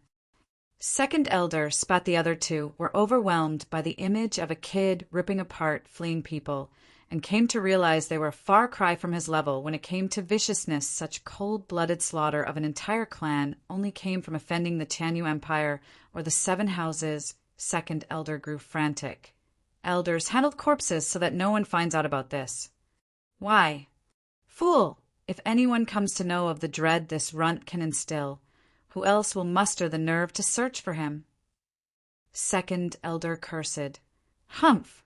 Chi Weilin liked to flaunt himself as an equal for our seventh elder. He must have planned on taking the kid down all by himself and earning the reward. Look at what greed does to people. Overconfident fool! Scoffing, second elder left as a towering flame rose behind him. It swallowed the manor and the corpses, leaving only the ashes of the renowned Chi clan. An elder gazed upon the raging fire and asked, Second elder, what now? We separate. The look in second elder's eyes hardened. The three of us will go different ways. One of us is sure to be on the right track. What about the fourth direction? The elder frowned. If not for grand elder being in seclusion, the four of us would have been enough. Second elder shook his head. There's no need to concern ourselves with that direction. It leads to Drifting Flower City. If the brat dares to step foot in it, he'll have to face the fifth elder. Then he flew away. The other two elders also picked a direction, and left. What was left behind was a desolate and eerie place, void of people. So came to pass the number 1 clan in Orchid City, destroyed to the roots. Chapter 90, Scapegoat. Chapter 90, Scapegoat. The spring breeze rustles, the shores willow. I am riding in search of pills. One does not know the one he is facing. All because he can't gaze beyond his nose. This was the singing voice of a youth who was driving his cart slowly on a road. If the Chi clan's recently departed ghosts were here, they'd be shocked to the core. Wasn't this their carriage? Wasn't the youth Songyu? Didn't he die? However, there was one thing out of place. This youth had a devious grin on his face, enough to scare the most wretched ghosts. His smile closely resembled that demon who annihilated their entire Chi clan. How? The youth reined in the horses as he gazed to the distance, at the 3 words emblazoned on the gate. Drifting Flower City. I'm here at last. I hope this place has life-saving herbs, or it would be a true waste of time coming here. The youth grinned as he snapped the reins, but a shout delayed him. Stop! Following the yell, 6 people appeared around him. The youth gave them a once-over and rose an eyebrow. Hell Valley? Oh, quite perceptive. You recognize us. The leader scrutinized the youth in amazement. From the way you look, you seem like some clan's young master. State your name. The youth asked in puzzlement, shouldn't Drifting Flower City be managed by Drifting Flowers Edifice? Why? Cut the chat. A cursing voice cut him off. Hurry it up before I lose my patience. If this place didn't belong to Drifting Flowers Edifice, I would have killed you just from you being so slow on the uptake. The youth frowned, his eyes flashing with killing intent before suppressing it. I am Songyu and hail from Nitrain City Song Clan. Father commanded me to participate in the 100-pill meeting. This is my clan seal.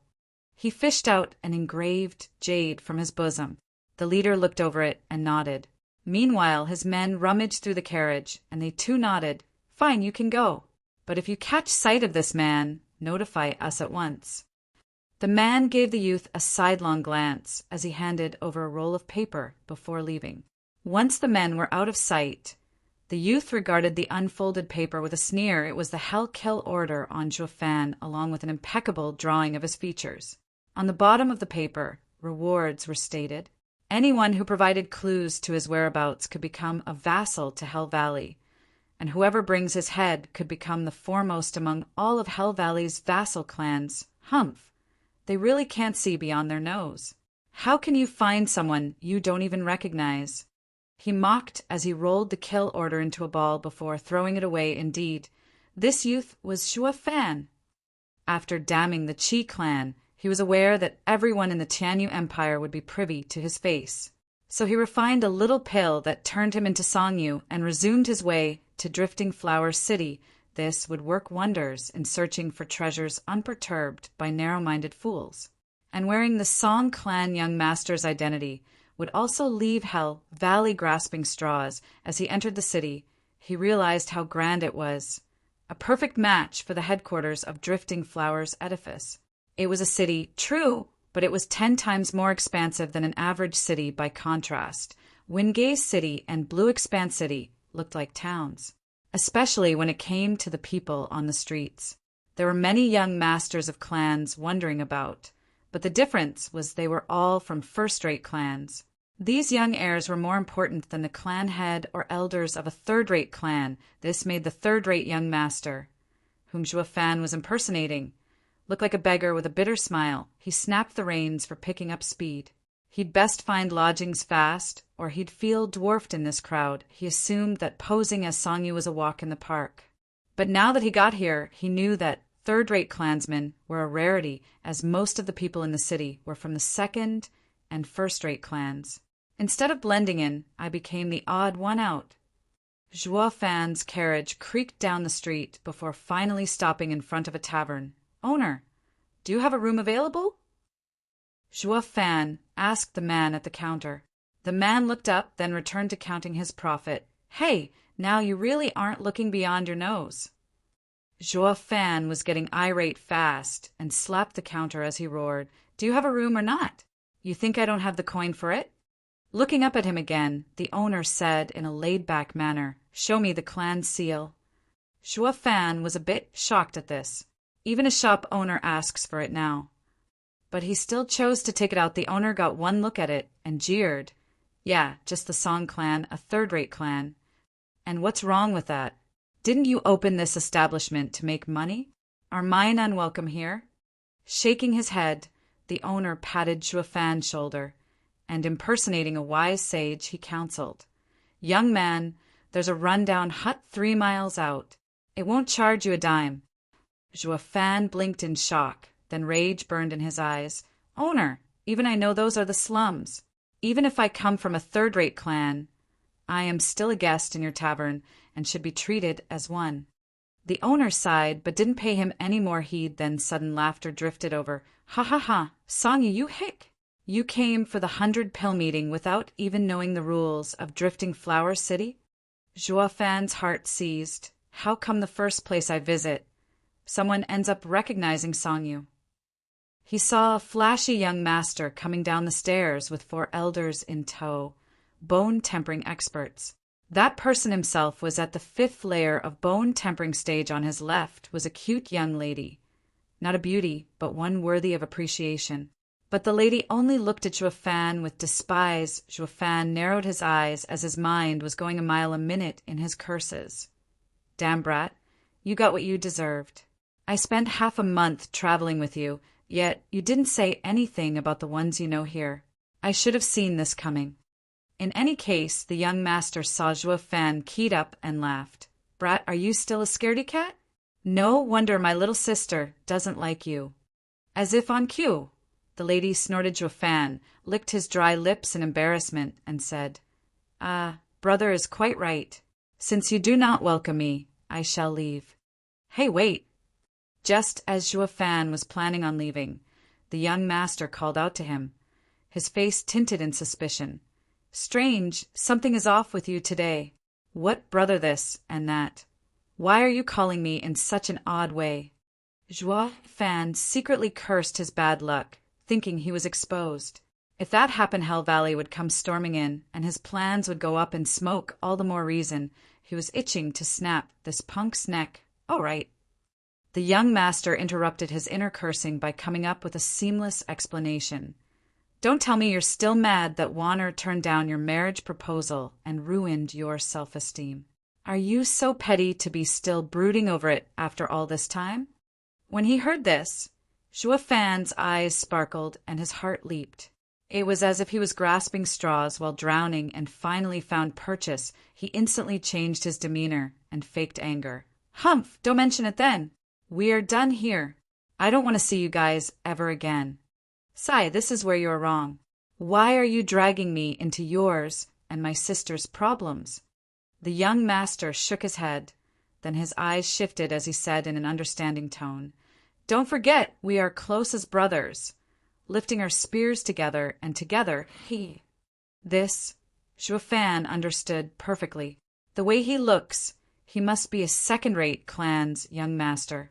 How did Song Yu get to befriend him? And by the looks of things, they're buddy-buddy too. Then again, this might not be so bad. Zhuo Fan's lascivious smile mimicked his. Real man doesn't boast about his past glory. You don't need to say it. What? I last longer than you by far. I can take 8 rounds while you only 5-inch. The young master then made an obvious gesture toward Zhuo Fan. If not for his sister's presence, he'd be going in much more gory details. Sigh. Those 3 days and 3 nights were a bliss. Zhuo Fan saw his intoxicated face and adjusted accordingly, though the lady there stated her disagreement with her disgusted reply, Gross! She then proceeded to walk out of the tavern and let the 2 perverts to their vile imagination. Chapter 91 Chit-Chat. Chapter 91 Chit-Chat. P. 4553R. Zhuo Fan and the young master were like best pals now, chit-chatting what all young men talked about those days. This worked to Zhuo Fan's advantage, finding all the particularities regarding Song Yu's past. Dong Tianba belonged to an average-sized town's leading clan, considered a second-rate clan in the empire, but far stronger than the Song clan not too long ago. Dong Tianba's father sent him on business to Nitrain City, where this young master hit it right off with the dastardly Song Yu.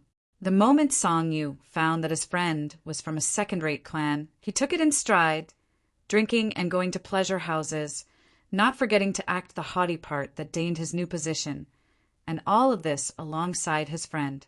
It went so far that Dong Tianba was even planning on giving his sisters, Dong Xiaowan, hand in marriage to Song Yu. Song Yu was close to going crazy from joy, as that was the greatest gift any from the Song clan would want. As all was set and done, he went straight to proposing. Unfortunately, Dong Xiaowan was the only daughter of the Dong clan, the apple of her grandfather's eye, so how could he let Dong Tianba decide her fate?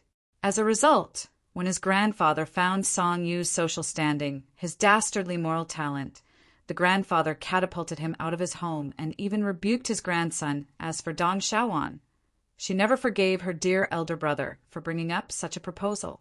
I am your sister, and you want to throw me to that pig. He is a greedy slacker. While the Dong clan saw Song Yu for what he was, a sorry excuse of a man, Dong Tianba found him as his dearest of friends, going out with every chance he got. What greedy slacker? He is true to himself, unlike those hypocritical gentlemen. Dong Tianba recalled that encounter with a smile. Feeling he let down his dear friend in Nitrain City, it was also thanks to him for having notified the Song clan of the 100-pill meeting that they sent Song Yu to the gathering.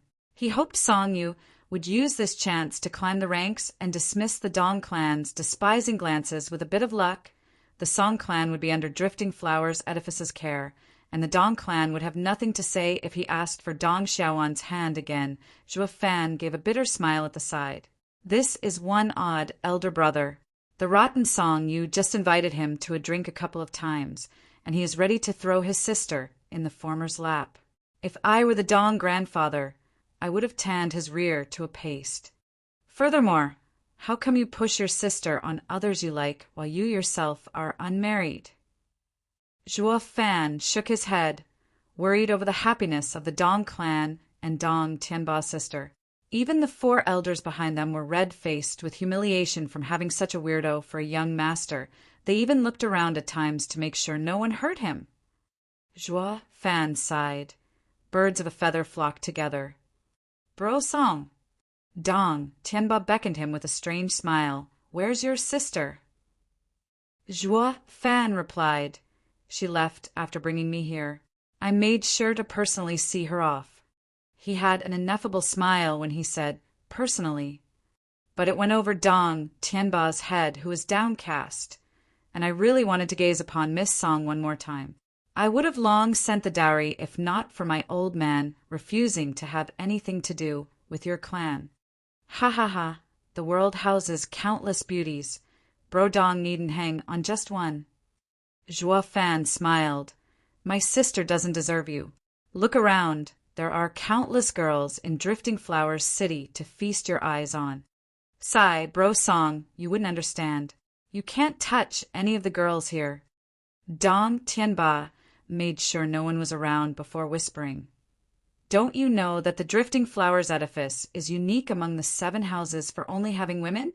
For 1,000 years, they had men marry into their house. This is a place where women reign.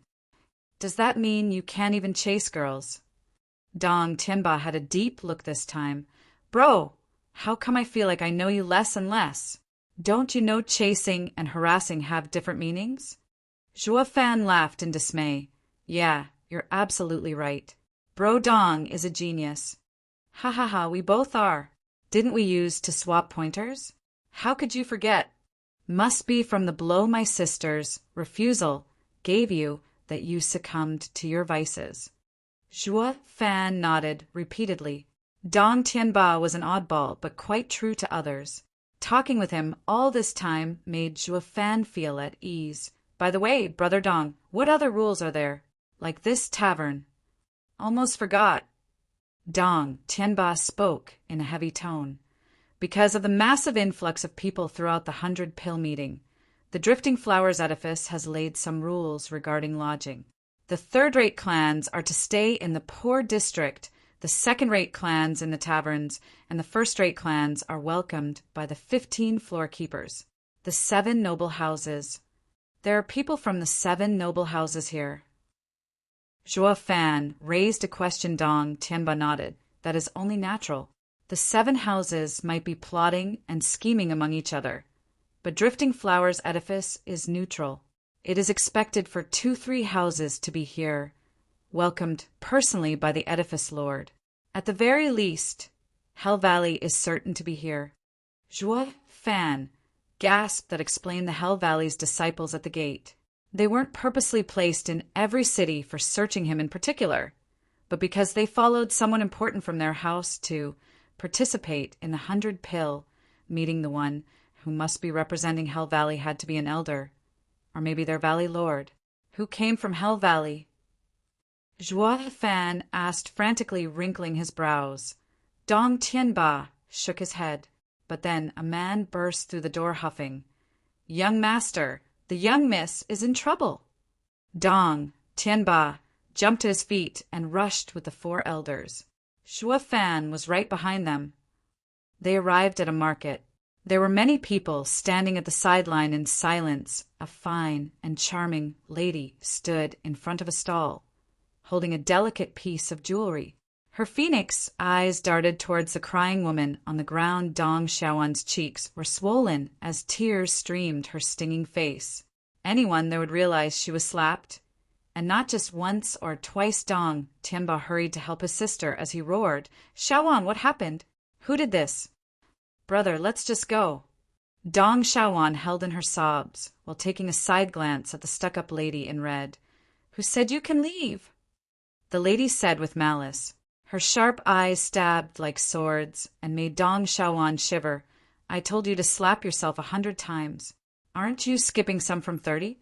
No matter who you think you are, I can make your whole clan burn if I want to. Crestfallen and shivering, Dong Xiaowan started slapping herself, and her already swollen face began growing redder and bulgier along with the tears of humiliation. Dong Tianba grabbed her hands and snapped, Xiaowan, stop! Why are you doing this? Brother, it's all my fault. Dong Xiaowan cried. I wanted to buy that item, but she... Dong Tianba heard it clearly even if her voice trailed off. He turned his flaming eyes of rage to the lady in red. I get that you wanted to take the jewelry from my sister's hand, but why do you have to be so heavy-handed? Ha ha ha, I asked her politely, but she kept being rude to me and didn't know what's good for her. The lady mocked and threw the jewelry to the ground in spite. Now I lost all interest in it. So how can I not teach her manners for this? The lady's naked contempt made Dong Tianba spit words through gritted teeth. Bitch, I will make you regret this. Or my name isn't Dong Tianba. He then went charging over. With how the lady was but in the 9th layer of qi condensation, his power was more than enough to deal with her, unfortunately. A gale stopped him as a white figure flashed in front of him. Bam! The noise echoed around as Dong Tianba was sent flying into the air, and in his previous place landed a handsome youth in white, fanning himself. 7th layer of bone tempering stage, such a disciple was considered the cream of the crop among the 7 houses. Zhui Fan's eyelid trembled, and his feet moved Dong Tianba, and his 4 elders were nowhere near enough to deal with the newcomer.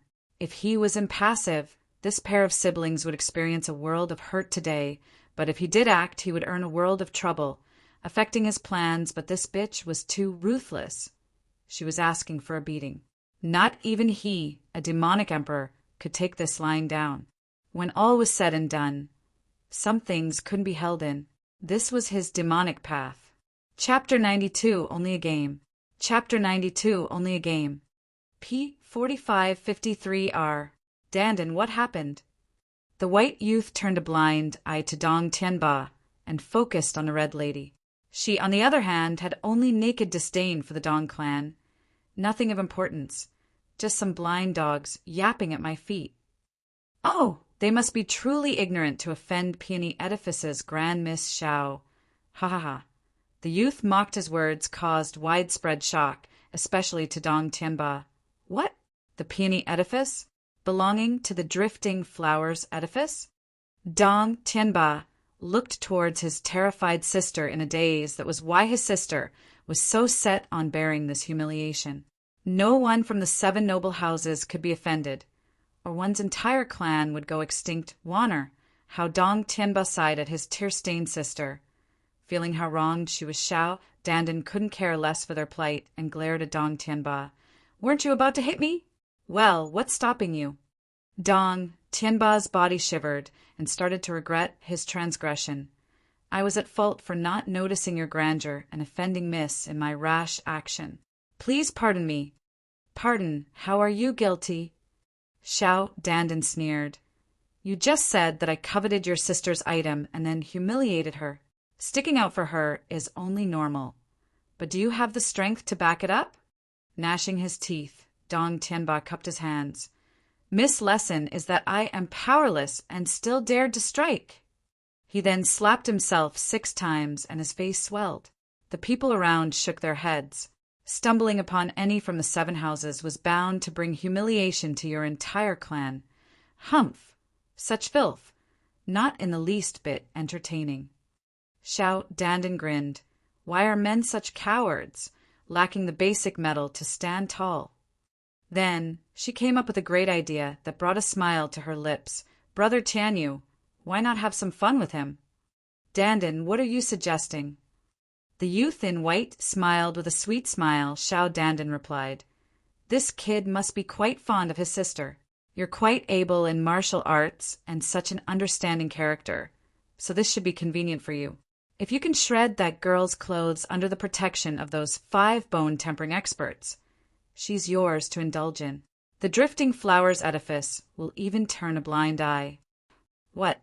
Dong Xiaowan shivered and Dong Tianba's eyes were bloodshot. This was no longer picking on others, but disgracing. Even if they were from the 7 houses, this was something the common people wouldn't stand for. Yet the youth in white waved her proposal off. Dandan, you've gravely misunderstood me. I come from Merry Woods, but that doesn't imply that I'm lecherous. You're making it hard for me to accomplish your request. Ha ha ha. Your expression doesn't seem to be saying so. Fine, I don't mind it at all. So what are you worried about? I'll be yours next July anyway. You'll still get to join the Drifting Flowers edifice regardless. The youth in white rose an eyebrow, then turned an appreciative eye over Dong Xiaowan. Since Dandan requests it, I must comply. But keep in mind this is only a game, so don't go settle the score later. Despicable. Xiao Dandan rose the corner of her mouth. The youth in white walked towards Dong Xiaowan, who shivered at each of his steps. Ha ha ha. I am Lin Tianyu of Merry Woods, a future son-in-law of Drifting Flowers edifice. As you heard, I'm not lecherous and an insufferable bully. It is you who offended my future wife and have to be punished for your transgression. Young Master Lin. Dong Tianba said in pain, I am well aware of misgame, and I would like to know if, by some fluke, we can stop your advance. Lin Tianyu just let out a mocking laughter, and Xiao Dandan replied instead, If you can, then this matter will end here, and we shall never have anything to do with each other.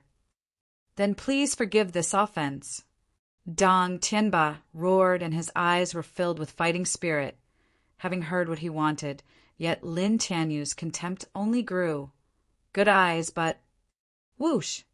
A figure flitted by, and Lin Tianyu was already behind Dong Xiaowan. His hand even held the delicate clothes of the latter. Too bad you're so weak. Ah! Dong Xiaowan cried as she covered her shoulder in tears. She was wearing 5 articles of clothing, and one was gone just like that, revealing the white and delicate skin beneath. Dong Tianba turned in shock. Lin Tianyu's speed was incredible. But Zhuo Fan only smirked. This kid is in the 7th layer of bone tempering stage, but his power is only in the 6th layer. His focus must be on speed. This was a typical case of putting the cart before the horse. No matter how fast you were, if you couldn't harm your opponent, it was useless. And he was already weaker than others. By 1 layer, the more he'd advance, the more the gap would widen. To Zhuo Fan, such a cultivator was no different from a cripple. No wonder the Mary Woods sent him to marry into Drifting Flower's edifice, however. This was privy to an expert's eyes alone. Dong Tianba was nowhere near that level, as he was even standing around scared from the display of speed. Elders, surround my sister! Dong Tianba shouted at the 4 elderly. They immediately formed a circle with Dong Xiaowan in their center, their eyes fixed on Lin Tianyu with a vicious smile. Lin Tianyu said, It's no use. The 5 of you won't even see my shadow. A series of booms were heard, and Dong Xiaowan cried out once again. Her 2nd article was removed. Even under heavy guard, Dong Tianba couldn't accept this outcome. They were both in bone tempering stage. Yet there was such a gap between them. Ah, what a soothing perfume! Lin Tianyu sniffed hard at the clothing in his hand and was intoxicated by the fragrance. If the 2nd clothing is so refreshing, I'm eager to know how Miss Underwear is like. Dong Xiaowan let out a shiver and cried in fear, Brother! I will definitely protect you. Dong Tianba mustered his courage with a roar and set his eyes on Lin Tianyu's every move, although he wished to marry her off to the useless Songyu. It was because he knew the later wasn't evil. However, anyone who dared to harm his sister would earn his wrath. Are you done? Hurry it up. Seeing Lin Tianyu showing his true colors, Xiao Dandan spat with revulsion. Lin Tianyu nodded while tucking the clothing in his chest and vanished the next moment. His hand was holding another piece of clothing, and with it, Dong Xiaowan was shamed even further. Plop. Dong Tianba fell to his knees, powerless and helpless. He is so fast that I can't even see him. Wanner, forgive me. Your brother is unable to protect you. Dong Tianba sobbed. Dong Xiaowan watched him in sorrow and closed her eyes. Resigned to her fate, the 4 elders were also aggrieved. In this game of cat and mouse, they were left without any dignity. It would have been better to die than suffer like this then. Sudden footsteps were heard, and a figure overshadowed Dong Tianba. He looked up, only to find Zhuo Fan looking at him. Bro Dong, how about you leave the last try to me? Who are you? Xiao Dandan cut Dong Tianba off before he could speak, scratching his nose. Zhuo Fan pointed at Dong Xiaowan. Ha ha ha, I'm her husband. What? Seeing the widespread shock, Zhuo Fan rushed to explain. No, she is my wife. What's the difference? The crowd exclaimed, scratching his head. Zhuo Fan mused a bit and explained, Well, I did go to her clan to propose, but was refused. Does that make me an ex-husband? What ex? You were clearly kicked out. Everyone looked at him in contempt. Xiao Dandan even mocked. Fine then. Another bone-tempering moron won't change a thing. Plus, seeing your dearly beloved ravaged before your eyes is even more appealing. Ha ha ha, I don't mind as long as Dandan doesn't. One more would hardly matter. Lin Tianyu boasted, standing back up. Dong Tianba looked at Zhuo Fan gravely. Bro, you don't need to involve yourself in this. Ha ha ha, Bro Dong, we aren't strangers, but close pals. Of course, I'll help you. This earned a nod of approval from the people. I knew you are a good man who knows loyalty. Dong Tianba was moved to tears. Zhuo Fan then gazed at Dong Xiaowan with a smile of reassurance. Don't worry, he won't touch you ever again.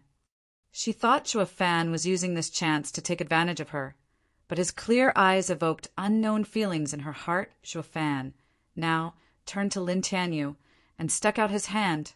Come. Lin Tianyu's smile of mockery froze on his face and was soon replaced by rage. He felt Zhuo Fan was looking down on him.